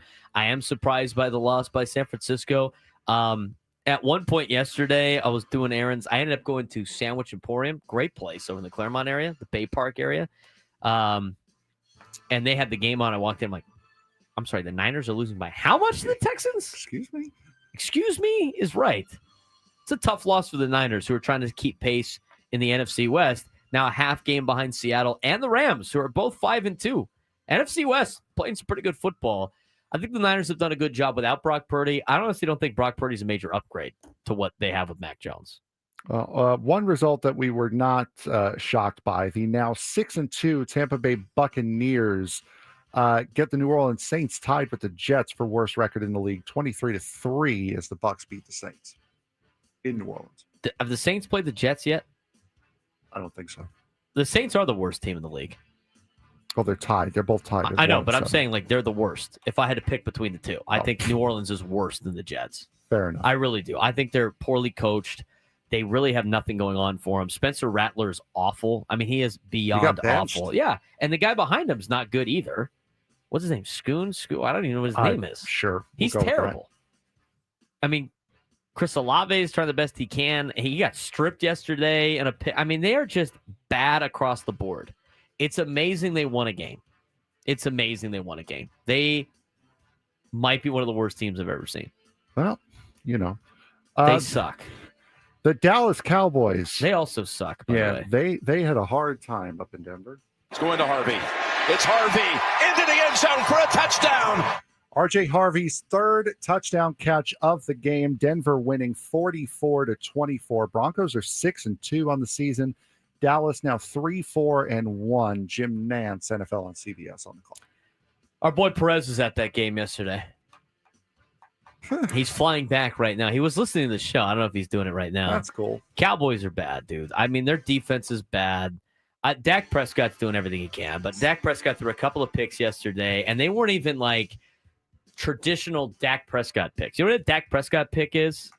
I didn't understand what this was until I started watching it. Is it the same as an Eli Manning pick where you throw it into like quadruple coverage? No. His picks are BS. His picks are like off of a Dallas Cowboys receiver into another guy's arms. Like, if you go back and look at most of Dak Prescott's interceptions in his career, they're tip balls off of his receiver dropping a pass or the ball getting kicked around and intercepted that are not even his fault. He didn't have those. He made a couple of bad decisions, but you know what? You can't blame the guy. He has to be perfect every Sunday if the Cowboys want to win. Cowboys offense is fine. Their defense is awful. I mean, Bo Nix shredded them yesterday in Denver. I will say this. At least Perez was in a suite yesterday at Denver. All right, you know what? Hopefully he drank his sorrows away. He was complaining about the Denver airport. That's a scary place to be anyway because it's a labyrinth. Plus the horse outside. Have you been to Denver? No. Look up the scary horse that they have. That's a statue that looks like a Denver Bronco anyway. It's a gigantic statue as you're rolling into the airport. The thing is a monstrosity. It's an evil-looking horse. It's blue. It has red eyes. It's killed 2 people. It has. It has killed 2, including the person that created it. It killed. That airport is scary. Everything about that airport is scary. Don't get stuck in that airport. Get out of Denver's airport as quickly as possible. And by the way, It's also Denver's like 45 minutes outside of Denver. It's in Kansas. It's not even in the state of Colorado. It's definitely Kansas. When you're driving out there, like, I'm not in Denver anymore. I'm in Kansas, which is the exact opposite of what Dorothy said. That's all you need to know about that. Yeah, Cowboys suck. Their defense is trash. I don't know what they're going to do. Dak Prescott's having an MVP level year, and he's not going to win it because they're terrible. So. We have the next game consisted of two teams that definitely do not play in Kansas either. The Tennessee Titans losing to the Indianapolis Colts 7-1 and 1-7 are these teams. Colts taking the win 38-14. Colts are playing good football. You finally believing? Not really, because I got to see them play against good teams. But the Titans are awful. The Colts are going to beat the Steelers. They suck. They're going to beat the Falcons. They suck. If they go to Kansas City and win, I'd be like, all right, well, that means they're beating more than just the 11 guys on the field. They're beating at least 17 guys. Texans, defense, not bad. How they do against the Texans will be very interesting. Jaguars are bad. Actually, they're okay. Playing in Seattle will be tough. The Niners. But we knew this was going to happen. The Colts have a last-place schedule. We knew it was going to happen. Mm-hmm. We knew it was going to happen. I don't think the Chargers are. I think the Chargers are okay. I don't think they're very good. But I'm not a super believer. But I tell you what, they're playing better than I thought. And the Colts will be a playoff team, bar none. And you know what? Good teams take care of business against bad teams, and the Colts have done that all year. So I can't really complain too much. They have. Titans are so bad. If you're watching the NFL Network right now, spoiler alert: the Green Bay Packers beating the Pittsburgh Steelers last night. Packers are 5-1-1 after winning 35-25 last night in Pittsburgh. A game which was marred by a pre-game incident. One of the NBC camera people fell off of the big scoreboard. Oh God! Before the game, setting up the cameras. So hopes out to him that he is okay. As somebody that's had to film at a lot of these stadiums, in these college stadiums, a lot of their platforms are super sketchy. I didn't like going. I mean, the end zone at Iowa State is a doozy. I didn't even like. I never had to film at TCU, but the TCU scoreboard also filming location sucks. Yeah, it's tough to do a lot of those things. That was scary. I couldn't believe that when I saw that this morning. I didn't see the video of the guy falling. You saw the aftermath, but it was the big scoreboard, the one that used to have the Heinz ketchup bottle on top of it. Green Bay's good. They're going to be a threat to the Eagles in the NFC. Steelers are not good. Steelers are fake good. Steelers are fake good. They're not very good. Kansas City and Washington tonight. We'll talk about it when we come back on the Braden Surprenant Show. San Diego's #1 sports station, 97.3 The Fan.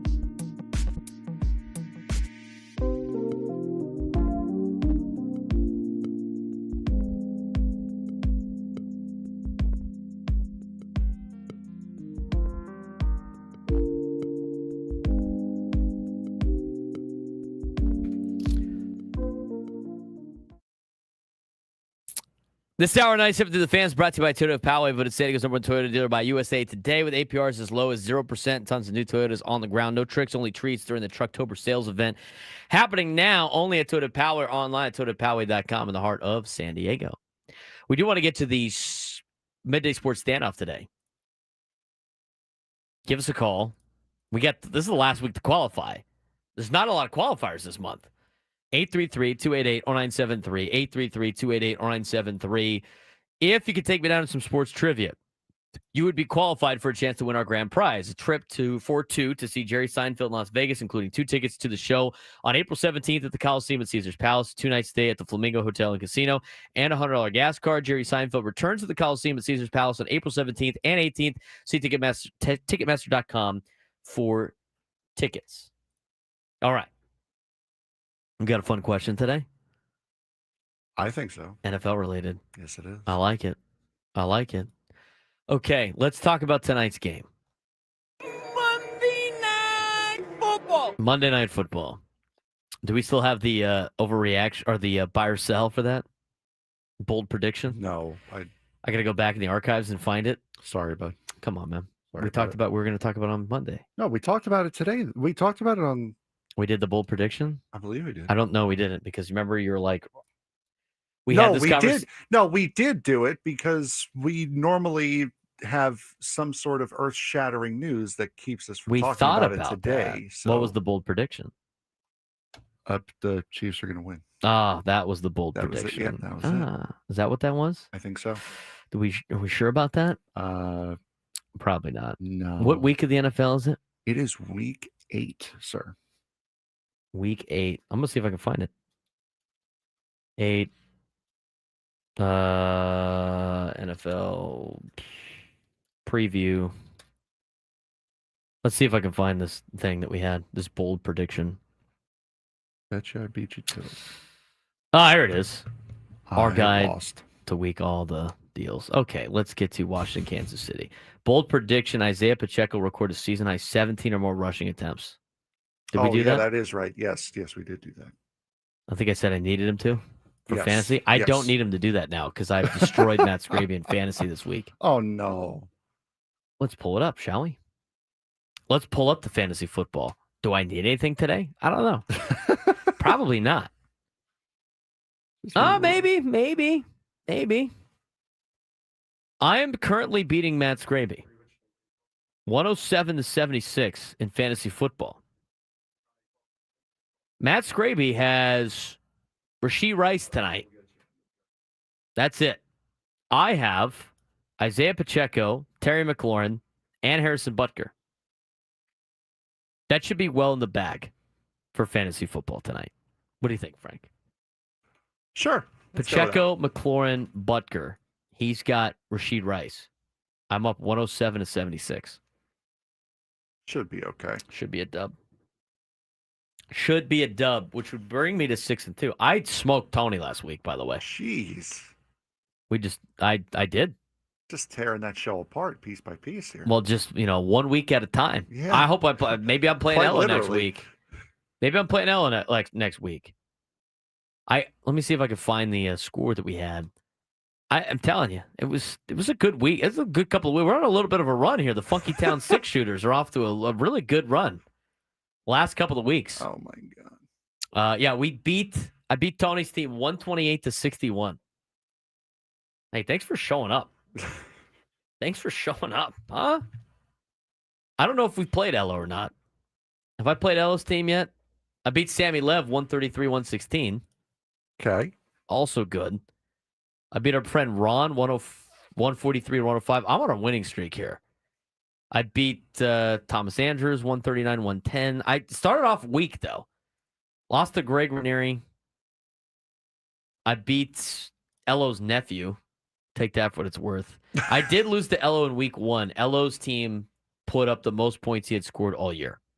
And then still, the show, you took off to a rough start. Took 2 out of 3. 2 out of 3 ain't bad, as the song goes. And then I got Elo's wife next week. Lori's got a team in this league. Right. We got her next week. She's 3-4 in fantasy, so hopefully we can get a good win there. And then we roll into playing Will, who we know. And then I got John Flint from Quezon. And then it's back to Sammy Lev, week 12. Week 13, I got Tony one more time. And then week 14, we finish up with the Scravenators. So you know what? I'm liking the way the schedule's playing out right now for the Funky Town 6-shooters. It is hard to play a team twice, though. It is. It's hard to play a team twice. I hope my defense holds up. Second time is harder. I hope my defense holds up. All right, tonight, Monday Night Football, Washington, KC. Night football. I love that so much. Are the Terry McLaurin's back? Well, that's good news for the Washington Commanders. But I don't know. Did they have? We got an update on who's playing quarterback tonight for Marcus Mariota. Marcus is going to tonight. play, and this game's in Kansas City. Yes. Oh boy, I'll take the Chiefs tonight for sure. I mean, Washington has been really disappointing. Yeah, and I mean, part of it's the quarterback injury, but still, I mean, they were expected to be a little bit better. They were expected to give Philadelphia a little bit more of a challenge than what they've done. Not having Jaden Daniels has been. I have ruined Jaden Daniels. It's my fault because I drafted him in fantasy. It's over. I as soon as I drafted him, is it that everyone has that curse? Because Ello says the same thing. Ellos is bad. Nobody is worse than my dad. I'll put my mom up against that one. Nobody is worse than my dad. My dad will just end people's careers by drafting them in fantasy football. End their careers. Like, you know, the 2 years that Christian McCaffrey was not good? Yeah. The 2 years that he had him.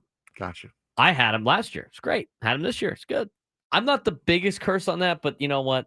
The quarterback situation has been tough. And I keep starting the wrong guy at quarterback in my dad's league, which is touchdown only. It's Daniels and it's Herbert. Obviously, certain weeks I have to start Herbert. But in the other weeks where I can start Jaden Daniels, and who has done better most of the time, all of a sudden Herbert likes the ball out. But when he has to play, it's not very good.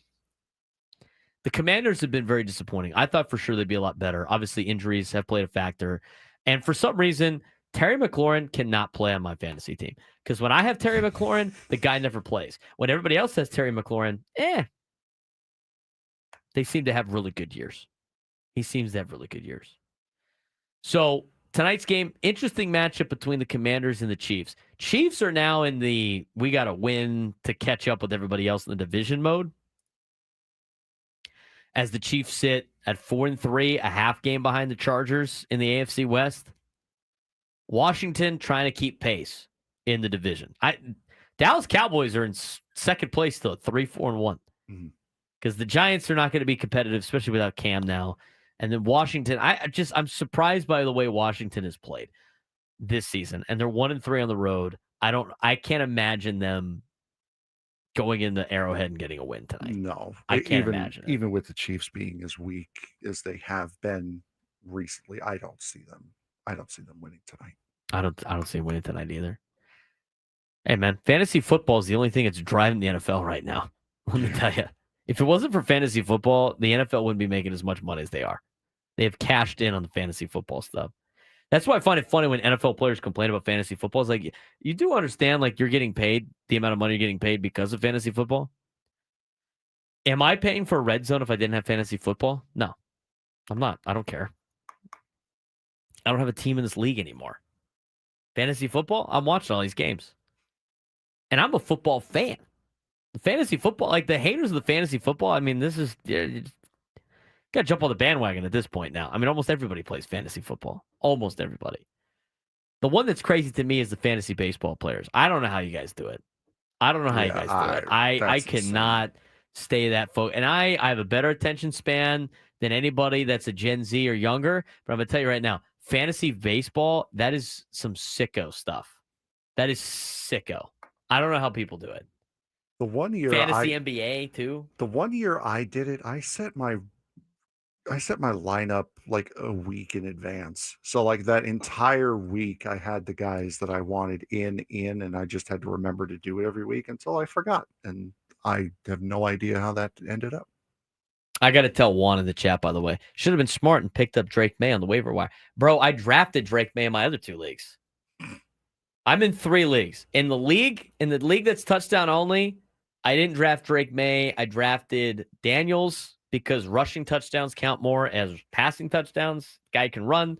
And I drafted Justin Herbert as a backup plan. I wanted Drake May, but it wasn't going to work out. In my other 2 leagues, in my work league here at 97 through the fan, I got Drake May. And in my other league that I'm in with my friends, I got Drake May. I drafted the guy. I was a believer in Drake May before everybody else was a believer in Drake May. I saw him at the Holiday Bowl, and I'm like, this guy's going to be good. I said on draft day, when we did our draft show, I said, this is the best quarterback in this draft. I did. Go back. Listen to the tape. I said it. Ello the other day, it's funny, he was on the draft show with us, me, Ello, and Scrimmy. The other day on Gwynn and Chris, he was like, nah, Drake May was okay. He's not very good. I'm like, bro, what? You look great at North Carolina. There's no surprise that the New England Patriots are good with Drake May at quarterback. Franchise-level quarterback.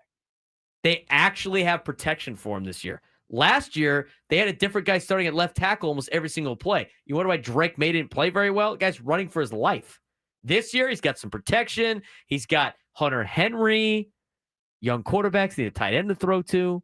He's got Stephon Diggs, Mike Vrabel, new energy. The defense is a lot better. Hey, New England Patriots, man.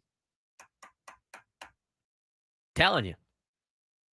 I don't want to jump on the Patriots bandwagon and wear Patriots gear because that would still make me sick. It will make 12-year-old me super sick. But I will say, it's you know what? Most of my family, the Surprenants are all Patriot fans, except for my family, collectively. They're all from Massachusetts. They all like the Patriots. I'll stick with my lousy Cowboy fake fandom that I have. They suck though. They're terrible. I do like watching the Patriots play now without Tom Brady and without Bill Belichick. We got an interesting question for our midday sports standoff. We're going to get to that when we come back as we continue on the Braden Surprenant Show, San Diego's number 1 sports station, 97.3 The Fan.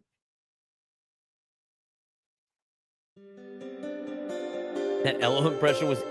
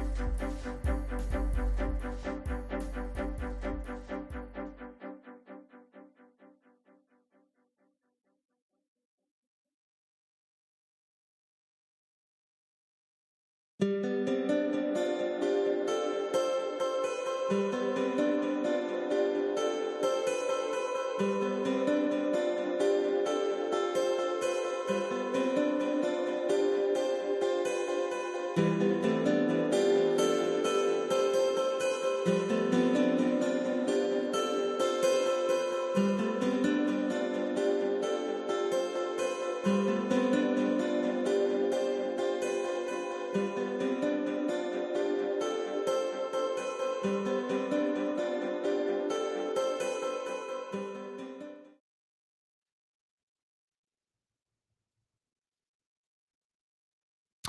right, we got to get to today's midday sports standoff.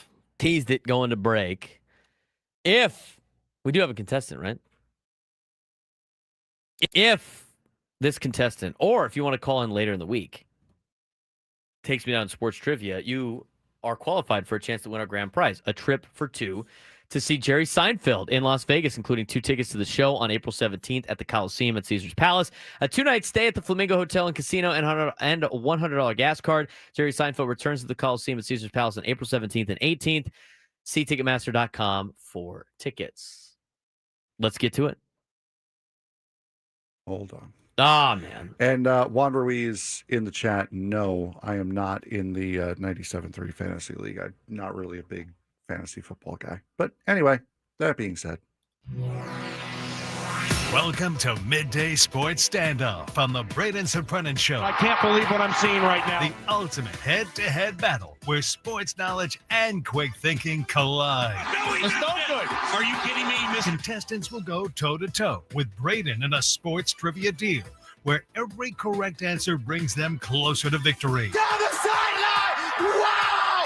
Unbelievable! But 3 strikes and it's game over. This is not Detroit, man. This is the Super Bowl. Can you outsmart Braden? The Midday Sports Standoff starts now. All right, who we got playing today, Frank? We have Jamie in San Ysidro. Jamie, how you doing today, bud? Good, gentlemen. How are you guys? Good, good. All right. So today's question, you have 7 potential answers here for this question. And the question is, there are 7 teams that have never had a player, 7 NFL teams that have never had a player win an MVP award while playing for them. Who are those 7 teams? Well, what are those 7 teams? Jamie, you are first. Is this MVP for the league? Yes, it'd be league MVP awards. Okay, not Super Bowl. No, it's league MVP awards. And Rod, Jamie, how do you say your name? Gambois. Okay. Go ahead. What's your pick? Oh my God, I'm not a big football guy. I would have to guess. Hopefully, the Cardinals aren't counting both, but I don't think Arizona would have ever had an MVP. Arizona has never had an MVP. Has ever had anyone win an MVP with them. Let me try the Jaguars. Jacksonville has never had a player win an MVP with them. Yeah, another team that's fairly new, I would have to go with. Oh crap! The last Houston Texans. Houston. I was thinking about that just from but then I was like, is it J.J. Watt ever? I'm like, it's always quarterbacks. I want to say Carolina had an MVP, but I'm going to go with Carolina. They did. Carolina has had an MVP. Cam Newton? I believe so. Or is it one of the Jamie? running back? They had a 2-headed monster running back deal. What other new teams are there? That's like most of them. Well, I know that I had that new kid at quarterback for the Jaguars, but I don't think he's ever won or anybody else. Braden's already said the Jacksonville. Jags. That's crap. Well, now it gets tough. Did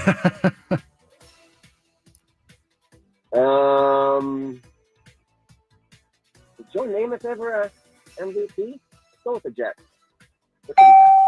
The Jets have never had an MVP. How about that? Awesome.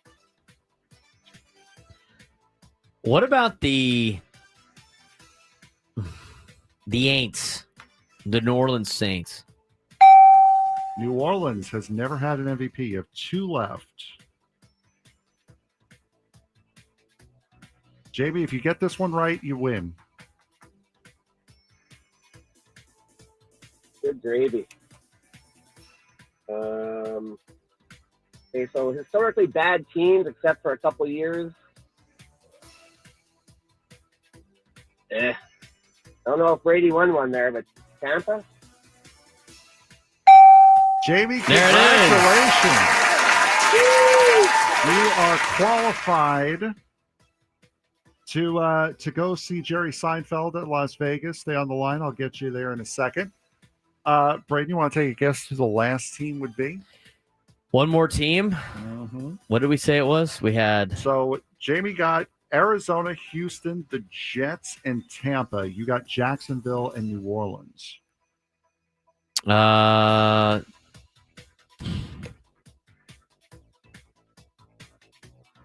Who? What the? I don't know. There's too many good teams on there. Be the Eagles. The Eagles have never had an MVP. The Eagles have never had a player win an MVP for them. Interesting. The Eagles. Seahawks, yeah, did have one on there. Interesting question today. Chargers had Tomlinson, so back in the good old days. Back when we didn't hate them. Well, we just hate them for different reasons. So, there you go. We got a handful of minutes left. What do you want to get to on this? I mean, if you want to run through the high school stuff over the weekend, well, we could do that because we got college James football information. in the next hour and San Diego FC to finish up the show. Yes, sir. Yeah, high school football report. We got the new top 10 that came out. Made my votes for that.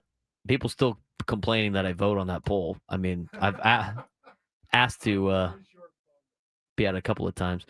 My votes this week: Cathedral, Lincoln, Mission Hills, LCC, Granite, Carlsbad, San Marcos, Oceanside, Rancho Bernardo, and Point Loma. The top 10 that came out this week, according to our writers poll: Mission Hills, number 1 with 15 first place votes. Cathedral 2 with 10 first place votes. 5 first place votes went to La Costa Canyon.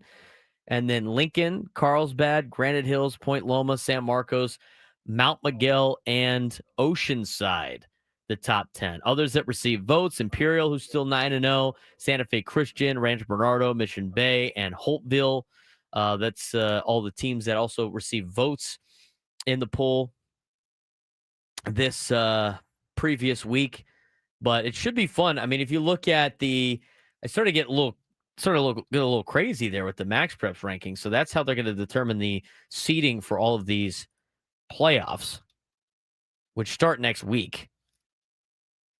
But I'm trying to look at the rankings real quick. According to, and this updates all the time. As of right now, if the season ended today, which it did not, Cathedral gets the number 1. Cathedral get the number 1 seed. Lincoln would get the number 2 seed. Carlsbad the 3. Mission Hills the 4, and LCC would be bumped down to Division 1 as the 5 seed. Granite Hills the 6 total, which means they would get the 2 in D1. San Marcos would get the 3 in D1, and Mount Miguel would get the 4 seed in D1. How it plays out in high school football here in town, again, everything is based on a rating system. They rank teams 1 through, how many teams do we have here in San Diego? 87. So they're going to rank, the Max Preps ranks everybody 1 through 87. The top 4 go to the Open. The next 12 go to D1. The next 12 go to D2. The next 12 go to D3, and so on and so forth. I've always been an advocate. And again, the benefit of me coaching high school football, being a part of this thing, is we spend time to talk about some of this stuff. And right now, the playoff system for San Diego high school football has always, since they got rid of the 8 teams and making it 4 in the Open, which I think is catastrophically a bad idea. Frank, is 4 teams a tournament or is 8 teams a tournament? What's a playoff? I would say, 4 teams. It's not a playoff. You play one game and you're in the championship. Yeah, that's not a playoff. That's a joke. I was thinking more like how many teams are in it. If it's like 8 teams, then yeah, 4 teams would be a playoff. But if there's like 20 teams and 8 make it, then yeah, that would be more. There's 87 teams in San Diego. Yeah, 8 and they take 4 for the top bracket. That's That's stupid. Yeah. They should go 8. But the problem is not everybody wanted to be in the Open. There's just like this deal. It's like you'd rather play in D1 than play in the Open. I'm sorry. I will never get behind that. I would much rather be in the Open and lose than win a D1 championship. I would. People get upset about that when I say that. I'm not taking anything away from winning the D1 championship. But let me ask you this, Frank. If you seed everybody 1 through 87 and just cut everybody off at the different marks for the divisions, if you finish in first place, if you win D1, are you the best? What are you the best team of exactly? The 12 teams that were after 4? Aren't you the 5th best team if you win D1? If you rank everybody based on how good you are and split everything up, like if they did that in any other aspect, right? Let's say the NFL had like 2 brackets they wanted to do, and they took the top 8 teams for bracket 1, and then they had the top 8 teams for bracket 2, and then that was it. Whoever won bracket 1 won bracket 1, and whoever won bracket 2 won bracket 2. If you win bracket 2, are you the 2nd best team in the county? Or you the 2nd best team in the league, or are you the 9th best team in the league? If you just seeded it 1 through 16, you'd be the 9th best team in the league. That's assuming that there's a tier list to the, like, Group A is better. Group A is seeded the best 8 teams in the bracket. Yeah. And then teams 9 through 16 are in the next bracket. If you win the next bracket, are you a champion of anything? You're number 9. You're number 9. Correct. You're number 9. So that's how that plays out. They used to have 8 teams in the Open, but then teams 5 through 8 complain that they never won a championship, and therefore it's not fair that if I finish 5 through 8, I should be winning a championship. So they made this other division they basically bumped everybody down. So like somebody can host a trophy for winning 5th place. Love the fair word. Let's keep it fair. It's dumb to me, but that's what they picked. Like, it's not CIF's problem. That's what the coaches have to come with. 8 teams in the Open. If you did that, you would have, as of right now with Max Preps, and you flip for head-to-head. Cathedral would be the 1 seed, Lincoln the 2, Carlsbad the 3. They beat Mission Hills head-to-head anyway, who beat LCC head-to-head, so you don't have to flip anything there. Then it'd be Granite Hills, San Marcos, Mount Miguel. Mount Miguel beats San Marcos, they'd flip. So your first-round matchups would be Cathedral, San Marcos, Lincoln, Mount Miguel, Carlsbad, Granite, Mission Hills, LCC rematch. That would be fun. That would be fun. I don't know why we got away from that. Some of you know. I don't know why we would ever get away from that, but we did. And 4 teams make the Open now. It's a joke. William Rubidoux in the chat. I'm from Imperial Valley, so it's nice to get mentioned. It's like that. Imperial's good. They're 9-0. They heard me. Imperial, 16th. We'll talk more high school football when we come back. But like the 4 teams is stupid. It's always been stupid. I don't like it. In fact, if it was up to me, it's not. And this is why we got ridiculed by Cal Preps last year, because of the stupid playoffs we have here in San Diego. We'll talk about that when we come back. 833-288-0973, 833-288-0973. 1 o'clock hour, we'll talk about college football too as we continue.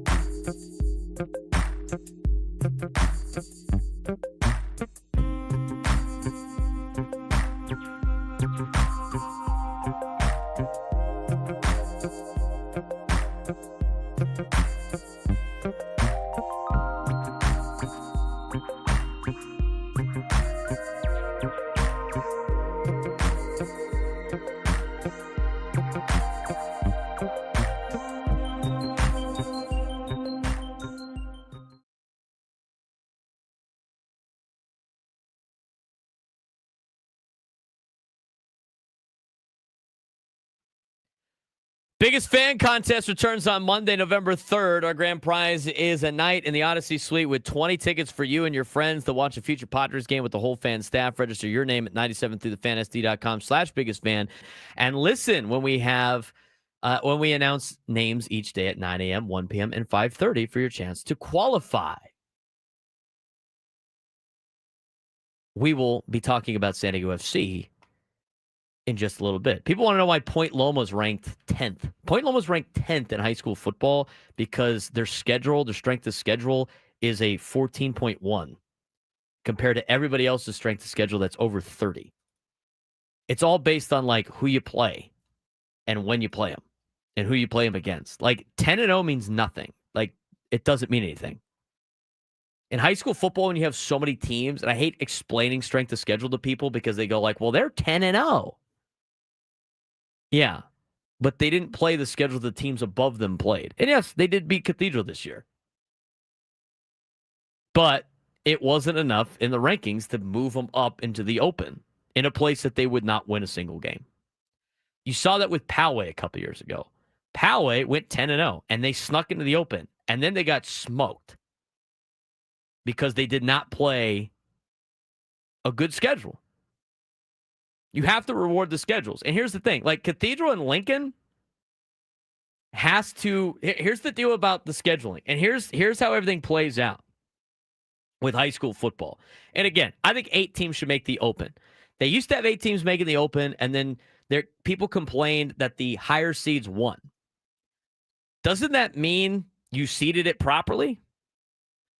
Frank, if you seeded a playoff 1 through 8 and all the top seeds won, did you seed that playoff correctly? Yes. Yes. The 1 seed's supposed to win. They're the 1 seed. It's not fun for entertainment purposes, but they're supposed to win. And the problem is 5 through 8 complained that they couldn't win. And it's like, oh, there's blowouts. There's blowouts in high school football because high school kids, when things don't go their way, and a lot of time it happens with all the teams, they start to kind of like, I don't want to do this anymore. So it just rolls out of control. A lot of the scores just kind of roll out of control. And people wanted to know, well, the best player for Cathedral didn't play against Point Loma. No, he didn't. He was hurt. It wasn't like they sat him. He was physically hurt and could not play. And he's a high school kid, so I can't tell you what he was hurt with, but he was out, and he couldn't play. Was not allowed to play in that game. But anyway, to go back to the whole playoff thing, blowouts are going to happen. I mean, this is not the NFL. It's not college football. Like, you can't finagle it for entertainment purposes. There should be 8 teams in the open playoff in high school football. Now, here's the deal with what the current playoff format is. Top 4 teams make the open. Next 12 make Division 1. Next 12 make Division 2. Next 12 make Division 3, and so on and so forth. They go all the way down to Division 5, and then they have Division 5 AA. That is a lot of teams that make the high school football playoffs. There's 87 teams in high school football in San Diego. 90% of them, Frank, make the playoffs. What do you think about that? Not good. 90% of them make the playoffs. Most of the gate goes to CIF. Like, you don't even get to keep the money. Like, most of the money goes to CIF that helps run everything in Southern California, or at least here in the San Diego section. So they make all the money, and there's all these games being played. 90% of the teams in high school football in San Diego, out of the 87 teams, make the playoffs. Most of those kids don't even want to play anymore. The ones that are like the 2 and whatever teams. But again, like, since they seed it 1 through 87 and then break it up into tiers, if you win the Open, you're the best team in the county. If you win Division 1, you're the 5th best team in the county. If you win Division 2, whatever that is, 17th best in the county. Win Division 3, all of a sudden, that's where everything lands. But the best part about this, to me, that I like, is it gives schools opportunities to win championships that would never win a championship when you do it based on enrollment. San Diego High, as a prime example. San Diego High is a big school enrollment rise. San Diego High doesn't get the benefit of being a big school enrollment rise when it comes to their football team. They don't have a lot of players on their team. So when San Diego High was in Division 1, because their enrollment was high, they had never had a chance to win a CIF championship. And since they moved everything, San Diego High has won a state championship. They've been right there competing in their division. You matches you up with teams that are your caliber, which is great to see. Now, people go, somebody was like, oh, coming from you that coaches at Cathedral, like, it sounds like biased about being on top. Every school, in my opinion, if you're a high school football coach, every single one of you out there, and I know a lot of you guys listen to this show, your attitude should be, at least in my opinion, and if I was coaching at any other high school, this would be what my attitude is. I think every high school in San Diego, long term, and it doesn't matter what sport you are coaching, your goal should be being in the open division. That should be everybody's goal, long term. Now, when you inherit tough situations, when you are at schools that don't have the funding, or if you're at schools that don't have the amount of kids or a small enrollment or the backing of your administration, it might take you a lot longer. But like, everybody should have the goal of, like, we want to be in the open eventually. So when you have an opportunity to be in the open, to me, I think it's more important making the open than it is winning in Division 1. That's my opinion on it. If you don't make the open, should you not try for the D1 title? No, of course you should try for it. But at the same time, it's like, I would rather be in the open. I don't understand, and this has happened before, especially in football. I don't understand losing on purpose to drop down a division so you have a better opportunity to win. Here's already somebody that's dumb. You guys pay for players. Let me ask, do I got to bring this up again? What do you mean by that? Let me ask, I could do the hypothetical again for like high school. Why would anybody send their kid to private school if the local school in their neighborhood was, or should I say has, a good program? It makes no sense. It makes no financial sense. Lincoln, it has a great football program, and they're a public school, and they get kids to go to their school because they have a great football program. Jason Carter has done a great job. David Dunn has done a great job in getting kids to go to their school. Why? They have a good football program. Mission Hills in the North County has a great football program. And guess what? They don't all come from the same neighborhood. Anybody could go there. And like I said before, anybody could go to any school in San Diego. In fact, you could even transfer in the middle of the season and still play. There's one of those this year. You could even transfer in the middle of the season and still play. After you played 3 games for one school, you can transfer in the middle of the season and play the rest of the season for another school now. You could do it. It's happening right now. I love the stories I hear. They're so asinine. Do you honestly think a high school is writing a check for somebody to make money to play high school football at a certain school? That is the funniest thing I've ever heard in my life. The funniest thing I've ever heard in my life. But like I said before, if you're a parent in San Diego and you want to send your kid to a school that has a good anything program, you can do that. It's a simple transfer paperwork. If you live in the city limits of San Diego, you could go to any San Diego school, any city school. If you live in Scripps Ranch, okay, that's where I live, you can send your child to any high school in the city limits of San Diego. Anybody in the city section, you can go to any one of them. And guess what? Frank, how much does it cost to send your kid to high school? Nothing. Nothing. It's free. It's free. Yes. It's free. Got it right. High school's free. It comes out of your taxes, but you're getting a scholarship. It's a scholarship. You can go to any school you want for free. For free. Dude, are you out of your mind? Do you want to listen to this? Listen to this. This guy in the chat goes, heard coaches buying family cars offering 10 racks to one family. Bro, what? Do you honestly think people have the money to buy a family a vehicle for their kid to play high school football at a school? Do you understand how stupid that sounds? Do you understand how asinine that sounds? But we're like, oh, I heard the story that, like, this school decided to pay that. Are you out of your mind?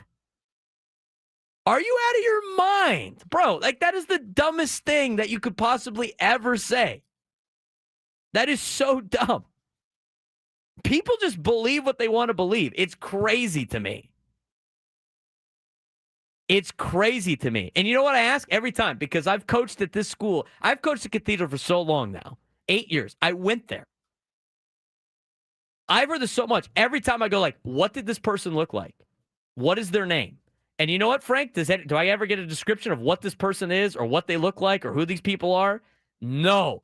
Not one time. Not one time. It's just like, oh, I can't believe. Oh, but my buddy told me, his kid's getting recruited to play at Cathedral and they're offering him this. And every time I go, like, who is it?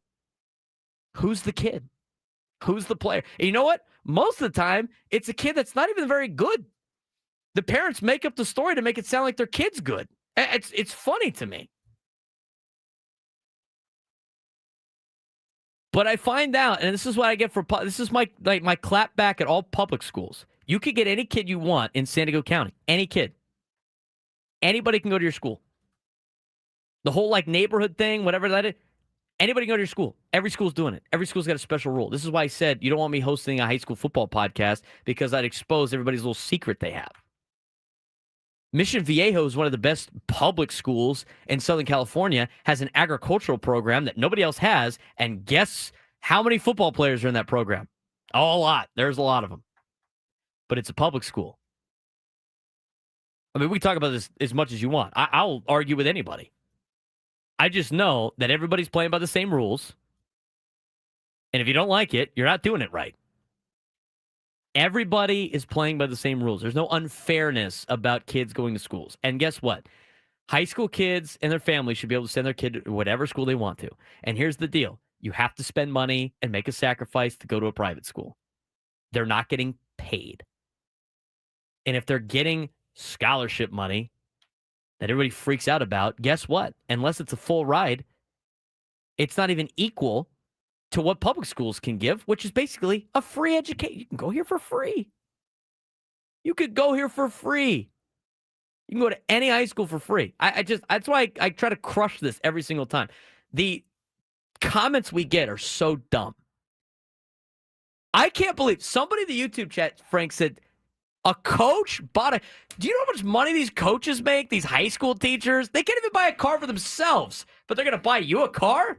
And a lot of them are teachers at the school on a teacher's salary. Yes. And everyone complains that teachers don't make enough. How are you buying a car for a kid that's not yours? Yeah, how are you buying a car for a kid that is yours? If you have a good program, kids are going to go there. It's that simple. And if you're not getting the players you think you can get, you're not running a program. Juan Ruiz in the chat, Cathedral paid me to not transfer there. Pretty naive. Bro, there's nobody that knows more about that school than me. Padres over everyone. You believing these stories is the most gullible thing I've ever heard. They're not buying kids cars or giving parents tens of thousands of dollars. Are you out of your mind? Are you out of your mind? They're not getting a check. If you want to talk about the southern section, go ahead. I'm talking about San Diego. The southern section is a different animal. Southern section's crazy. But I'm talking about San Diego here. You're out of your mind. That stuff's not happening in San Diego yet. But again, to go back to the playoffs here, and I'll debate anybody on that. But right now, again, it should be an 18 playoff. And what's crazy right now, here's the games that are going to be the most important.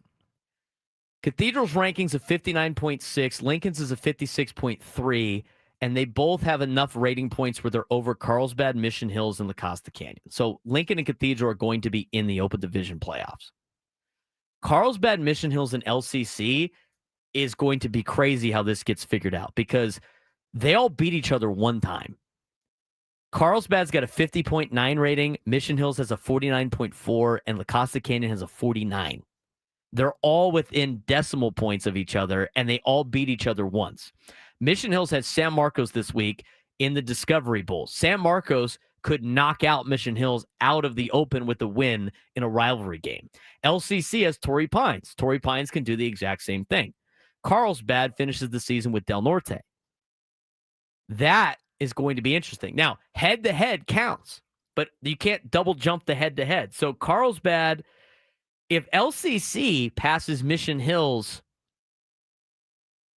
in the ratings, all of a sudden your head-to-head matchup is a nightmare for CIF to deal with. But I think it goes in order. So let's say LCC passes Mission Hills. Since they beat Carlsbad, they would flip up to 3, and then Carlsbad would drop to 4, and then Carlsbad beat Mission Hills, so they would stay. I mean, there's so many different things that are going on with that. It's crazy.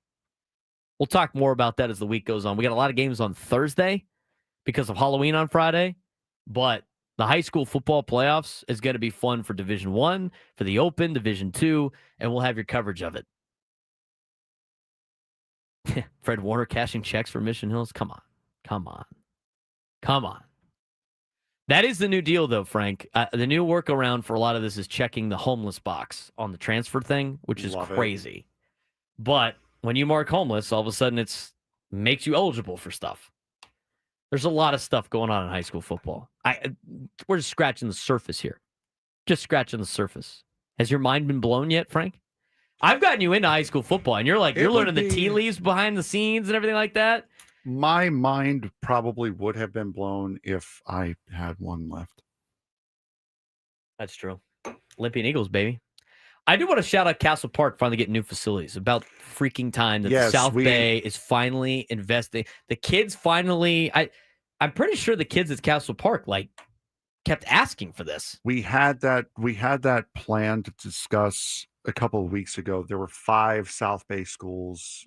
Castle Park is one of them. I think Montgomery was one of them that are getting a grand total, I think, of $40 million upgrades to their football and athletic programs. Yeah, it's great, as it should be. Fantastic. South Bay has taken way too long to upgrade all of their schools' facilities. It's been a long time coming. I can't wait to see the new digs down at Castle Park and the other schools that are getting a major upgrade. 833-288-0973, 833-288-0973. When we come back, we will talk a little college football, but also San Diego FC, Frank. got game number 1 in the books. They got to be able to beat Portland one more time out of the next 2, and they will advance in the MLS Cup playoffs. We will talk about that as well and let you know what's going on in the MLS Cup playoffs. This is the Braden Surprenant Show, San Diego State Sports Station 97.3 The Fan.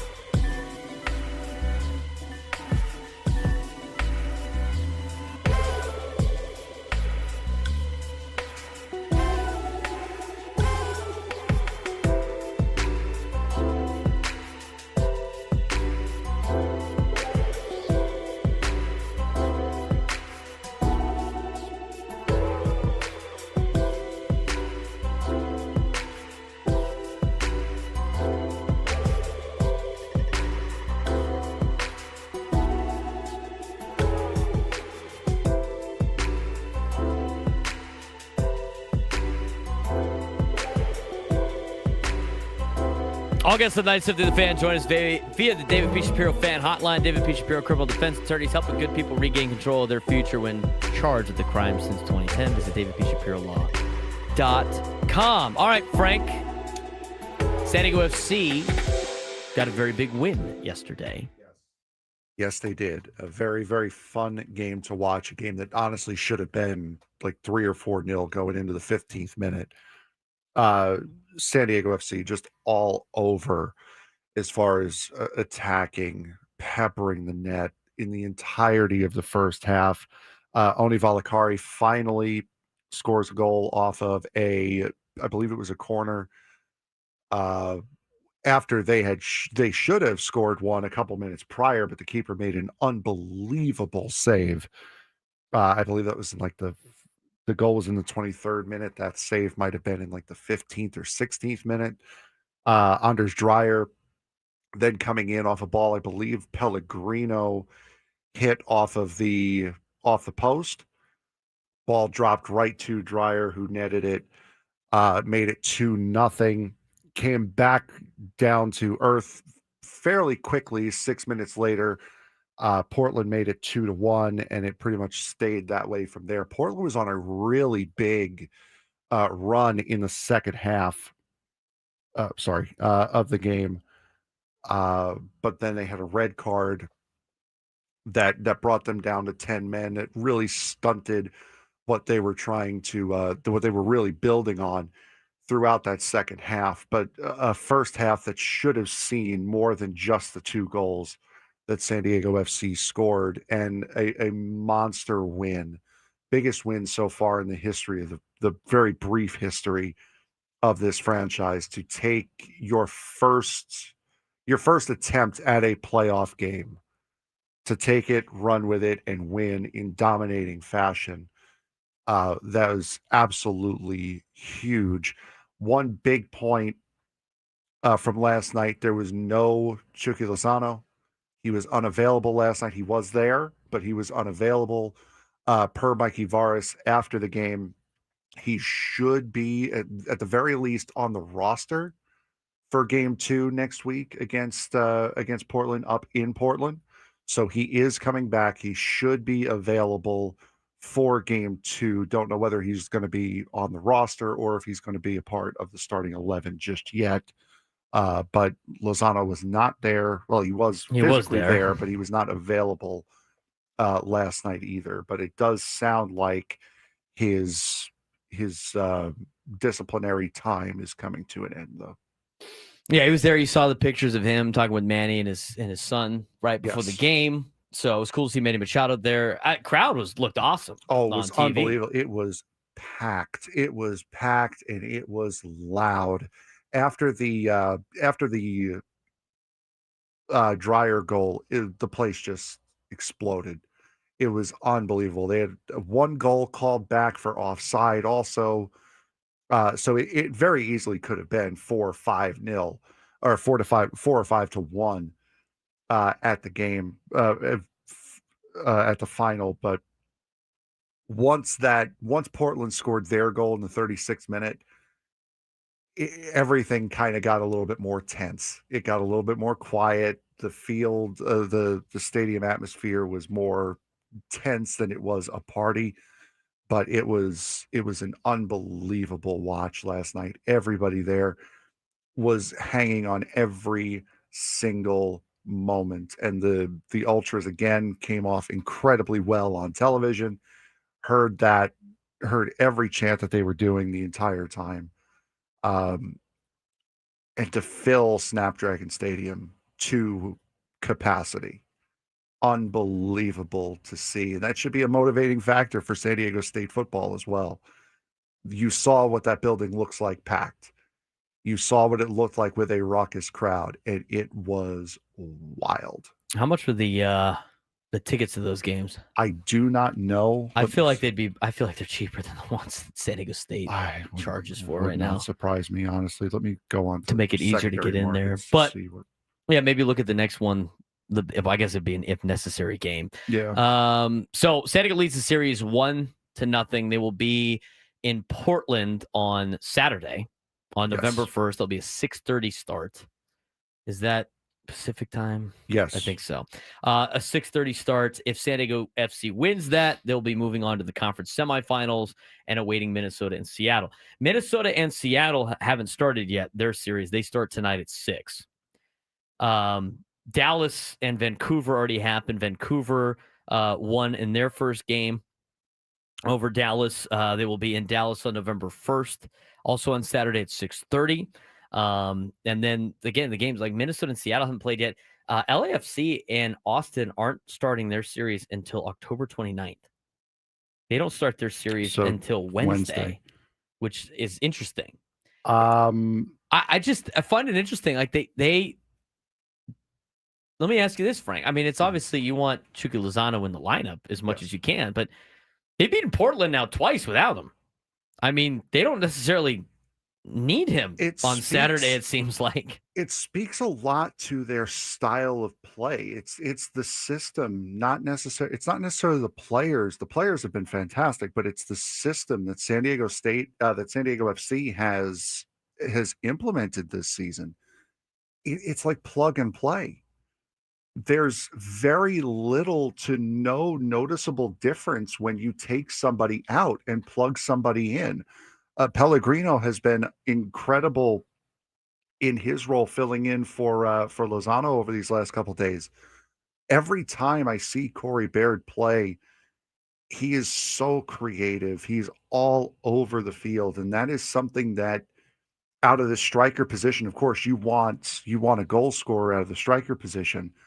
But when you have two wingers like Lozano and Dreyer, to be able to find creative ways to feed them, to get them into positions, that is something that Milan Ilosky couldn't even do for them. For everything that Ilosky was able to do as a goal scorer, Baird has been able to do as a playmaker. He is all over finding ways to get the ball in front of the net to where only his teammates can get a play on it. And sometimes it goes in, sometimes it doesn't. But Baird has completely changed that offense as far as it was after Ilosky came out. Looking at tickets, by the way, if you want mid-pitch, upper tank, that is it's looking like $81 right now. That's in the upper deck. In the upper tank, right at mid-pitch. That's on the hard camera side. On the TV side, the side that's going to be showing TV, it's going to be shown on TV is $103, but we're seeing tickets as low as like $55, $60. Which is around the same price as San Diego State tickets. Yeah, but again, that's the get-in price, and that's against like Wyoming. So, I mean, San Diego State's tickets should be a little bit more expensive than San Diego State's, and they're not. Especially for a playoff game. Oh, yeah, exactly. And again, this is also an if necessary game as well. That's true. So it's not set in stone that these are going to be used. Correct.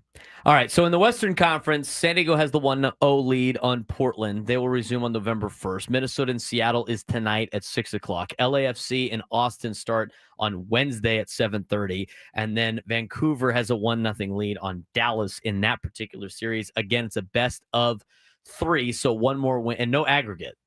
No, it is straight up best of 3. Straight up best of 3. So if San Diego FC wins on Saturday, they advance. They lose, then they got to come back here and win one more time against Portland, and they would advance to the conference semifinals. They obviously have the leg up here in this particular series, and they'll wait Minnesota and Seattle. We'll know a little bit more about that series after Wednesday. That's in the Western Conference. In the Eastern Conference, Chicago beat Orlando in the wild card. Philadelphia then beat Chicago and leads 1-0. And they will resume action on November 1st at 2:30. Charlotte and New York City. Before you go on, it's important to note how that game ended for Chicago and Philadelphia. There are no ties, so you must win. And if it's, I believe if it's tied after 90, then you're going to penalty kicks. So there will be a winner. There must be a winner out of these games. There are no ties now. No more ties. Yeah, so that's how that Philadelphia game ended. Also, speaking of Milan Orlowski, he scored the second goal for Philadelphia. We miss Milan. Yes, we do. And his breakfast burritos that he introduced to. Yes. Introduced to his parent club. We'll talk more about this when we come back. San Diego FC, the impact it has had on San Diego and the San Diego sports world. Obviously a big win for them, but I think it just continues to show how much of a sports city we have now started to become here in San Diego and want more of this. Absolutely. We finish up this Braden Surprenant show, San Diego's number one sports station, 97 through the Fan.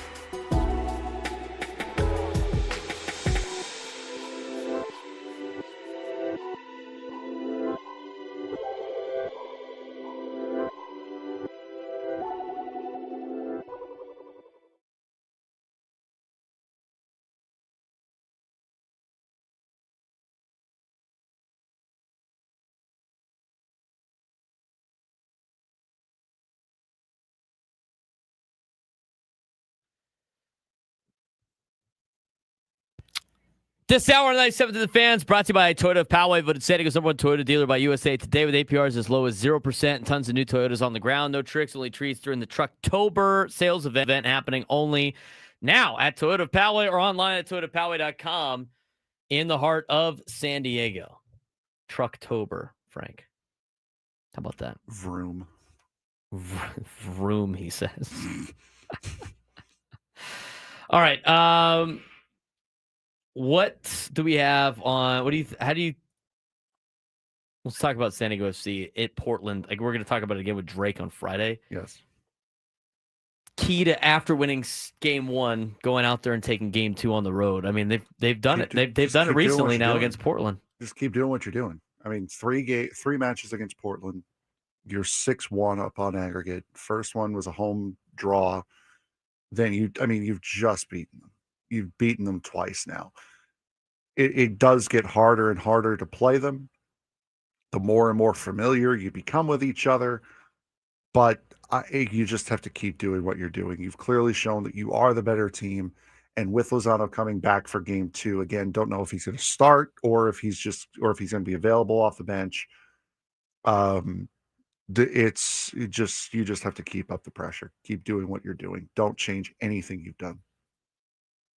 They have to be, yeah, exactly. I mean, as much as it says, like, it's hard to beat a team twice, they're going to do it third time. If you did it right the first couple times, you should be able to do it another time.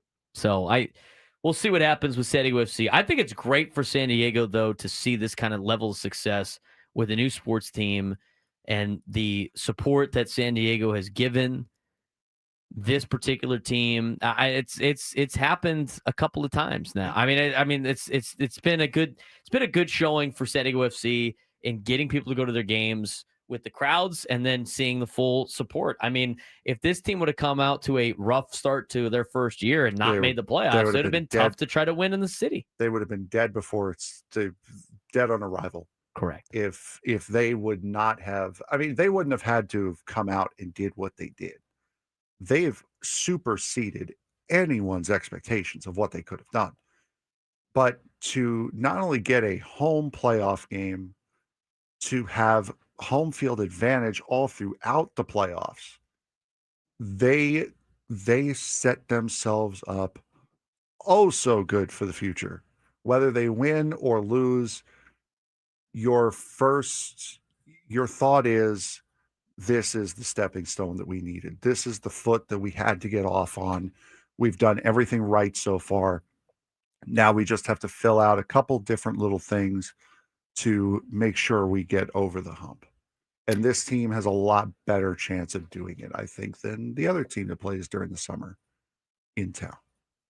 This is a good thing for the city of San Diego and being a sports town and getting more events here and getting more teams here. And the San Diego this year has been, a lot of success for San Diego. The last couple of years have been a lot of success for sports teams in San Diego. Talk about Aztec basketball making the Final Four and the national championship. Talk about the Padres making the playoffs for the last 6 years.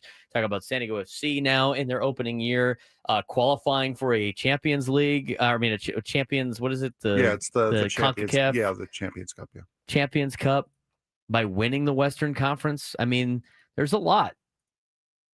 You talk about Aztec football right now being successful. And every single one of these teams are proudly supported by the people of San Diego. We've got to get more people at Aztec football games. Sean Lewis called everybody out. Yes, he did. Love to see a full packed Snapdragon Stadium. Absolutely. So hopefully we can make it through. I just one San Diego team winning a championship probably breaks the curse. To a lot of people, probably. It will cure a lot of ills. A lot of ills. Like Blue Meanie in the chat's like, remember, guys, don't get ahead of ourselves. We are San Diego. And just to really emphasize how much this city has gotten behind this team, San Diego FC, that being, the Dodgers were here. 45,000 people at Petco Park. Same night, same city. There were 30,000 people at Snapdragon Stadium to watch San Diego FC. It is a destination. It is a sports destination. When you come here to San Diego, they have put themselves on the map. And I'm sure they would have a bigger following if they played during the winter, where they're the only other sport in town, but God forbid anyone goes up against the NFL. San Diego FC has done a phenomenal job this year. You guys have been screaming in the chat for us to talk about this all day long. Told you we'd get to it. We have gotten to it. We finally gotten to it. And there's going to be a lot more that we are going to get to over the course of these next couple of weeks during this playoff run for San Diego FC. Yeah, it's going to be fun to cover for the next handful of weeks, and we'll see how far San Diego FC can go. Let's talk about the college football weekend and how our picks went. Speaking of winning, Frank. I have actually won a thing. And what a week. I have won a thing on this show. I have won the picks this week. I'm thrilled to death. I'm looking through these. I'm like, oh my God, I may have actually done good this week. Oh my God, I really did good this week. All right, let's get to it. College football, always fun. Over the weekends, you're seeing a lot of parity in college football. I mean, the way everything plays out right now in the college football world, this is going to be a year, I think, a three-loss team makes the college football playoff. Very well. I really do. I mean, because for a fact, you look at the SEC and all the BS of them being ranked and stuff. I mean, they got 10 of their 16 teams ranked right now. 10. 10 of their 16 teams are ranked right now, at least going into last week. I didn't get to see the rankings yesterday. They came out. I mean, I'll go through it. 1, 2, 3, 4, 5, 6, 7, 8, 9 now because LSU dropped out of the rankings. 9 of the 16 teams the SEC are ranked. A lot of 6 and 2s in there. Yep. Texas, Tennessee, Missouri, Oklahoma, they all have 2 losses. A lot of those schools still got to play each other. I'm telling you, the SEC is going to they're going to get teams in with 3 losses, and everybody's going to buy into the SEC bias with some of these things. Absolutely. All right, let's go with the first game here. The now 7-1, number 8 Ole Miss Rebels beating the Oklahoma Sooners in Norman 34-26. We all picked Ole Miss. We all come out with a W. Yeah, I thought Ole Miss was going to go in there and win. Oklahoma's okay. I think they have played better than expected this season, but we talked about what Oklahoma is facing in their final games of the year. They got through South Carolina, the other unranked team, who, by the way, should have probably beat Alabama. They choked that one away. But this is the first loss of what could be many for the Oklahoma Sooners. They got Tennessee this Saturday. Then they got to go down in Knoxville. Then they got to go down to Tuscaloosa, where they're not going to beat Alabama. And then they got Missouri at home. And then they finish up the season with LSU, who now becomes a team that is an easier team to play, I guess, at the end of the season. It would not surprise me if Oklahoma finishes with 4 losses. One thing that did surprise us was the battle for Kansas. Both teams now 4-4. We all picked Kansas. We all picked the Jayhawks. We all come out unhappy with that. K-State dominating 42-17. Yeah, and Kansas State's not very good. I mean, they've been lousy kind of all year. They had the big win. I mean, they looked good at home against TCU with the 1,400 turnovers the Frogs had, but they haven't been very good all season. Again, they sit at 4-4 now in the year. Kansas is the team every year that is expected to make that next step, and they never do. Kansas 2-3 in conference, 4-4 on the season.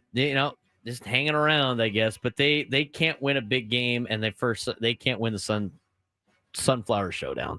Kansas State rules. It's a basketball school. It's always been a basketball school. The 7-1 now Memphis Tigers beating the number 18 USF Bulls. This drops USF out of the top 25. Braden, you and I both picked Memphis. Skylar picked USF. She gets the loss. Yeah, I picked Memphis because I thought, well, San Diego State needed it. That was kind of why I picked Memphis. But the Memphis Tigers, they're a tough team to play at the Liberty Bowl. Yeah. And they've done pretty well. I mean, they got the one loss. They had that comeback win against Arkansas. They got their head coach fired, sort of a lot of the firings. But, we'll see if Memphis has what it takes to be in the conference championship in the AAC. That's the conference you got to pay attention to if you're an Aztec fan. Hoping Memphis takes another L and San Diego State's got another chance to potentially sneak into the college football playoff. For Boise State, I mean, the Mountain West Conference trying to get the Group of 5 spot in there. But not surprised that the Memphis win. A little disappointed in USF. USF off to a great start to the year. Now finds their way probably out of the American Championship game, but we'll see how that plays out. Speaking of the San Diego State Aztecs, we went over this earlier. Aztecs beating Fresno State 23-0. We all picked San Diego State, and we all get a W. What was the spread in that? They were favored by a touchdown or something? I think it was like 7.5. It might have been, yeah. I thought it was closer, but yeah, that sounds right. Yeah, that was an ass kicking. Yes, it San Diego was. State's good. We kept telling everybody. We told them to take the over and wins this year at 4.5. Boy, 8 wins incoming. Probably more now. Boy, oh boy, did you see the finish of this game between Mizzou and Vanderbilt? Vandy comes away with a 17-10 win, but they were inches away from going to overtime. Skylar and I both picked Vanderbilt. You took Mizzou. You get the loss on this one, but my God, what a finish. Yeah, I didn't see the finish of that. That was probably during the time I was doing volleyball. It was a Hail Mary by Mizzou. Kid makes the catch just an inch. Like literally, he had the back of his heels an inch in front of the goal line. And a guy coming over his back, he fell forward and no touchdown. He made the catch and came up literally an inch short. Yeah, I watched Vanderbilt play. Does anybody think Vanderbilt's a top 10 team in the country? Are they a top 10 team in the country? I mean, if they were in the SEC, they'd be a top 10 team in the country. They'd probably be 17. Well, but they're a top 10 team in the country, I guess. They must have a really good defense because a lot of their games they're winning right now are super close. They're number 9 in the latest rankings. I mean, at 7-1. What does BYU have to do to get any type of respect? I know they're one spot behind Vanderbilt, but BYU is undefeated this year. But you look at Cincinnati, I think Cincinnati's okay. I wouldn't consider them a top 10 team in the country either. But they have wins over ranked teams that are no longer ranked. To me, Vanderbilt's probably around the 17 or 18 in the rankings. I think 9 is ridiculous. 9 is ridiculous. We've got about a minute left and still half of these games to get to. BYU beating Iowa State 41-27. Both Skylar and I picked BYU. You take the loss. Yeah, I picked Iowa State. I needed Iowa State to win.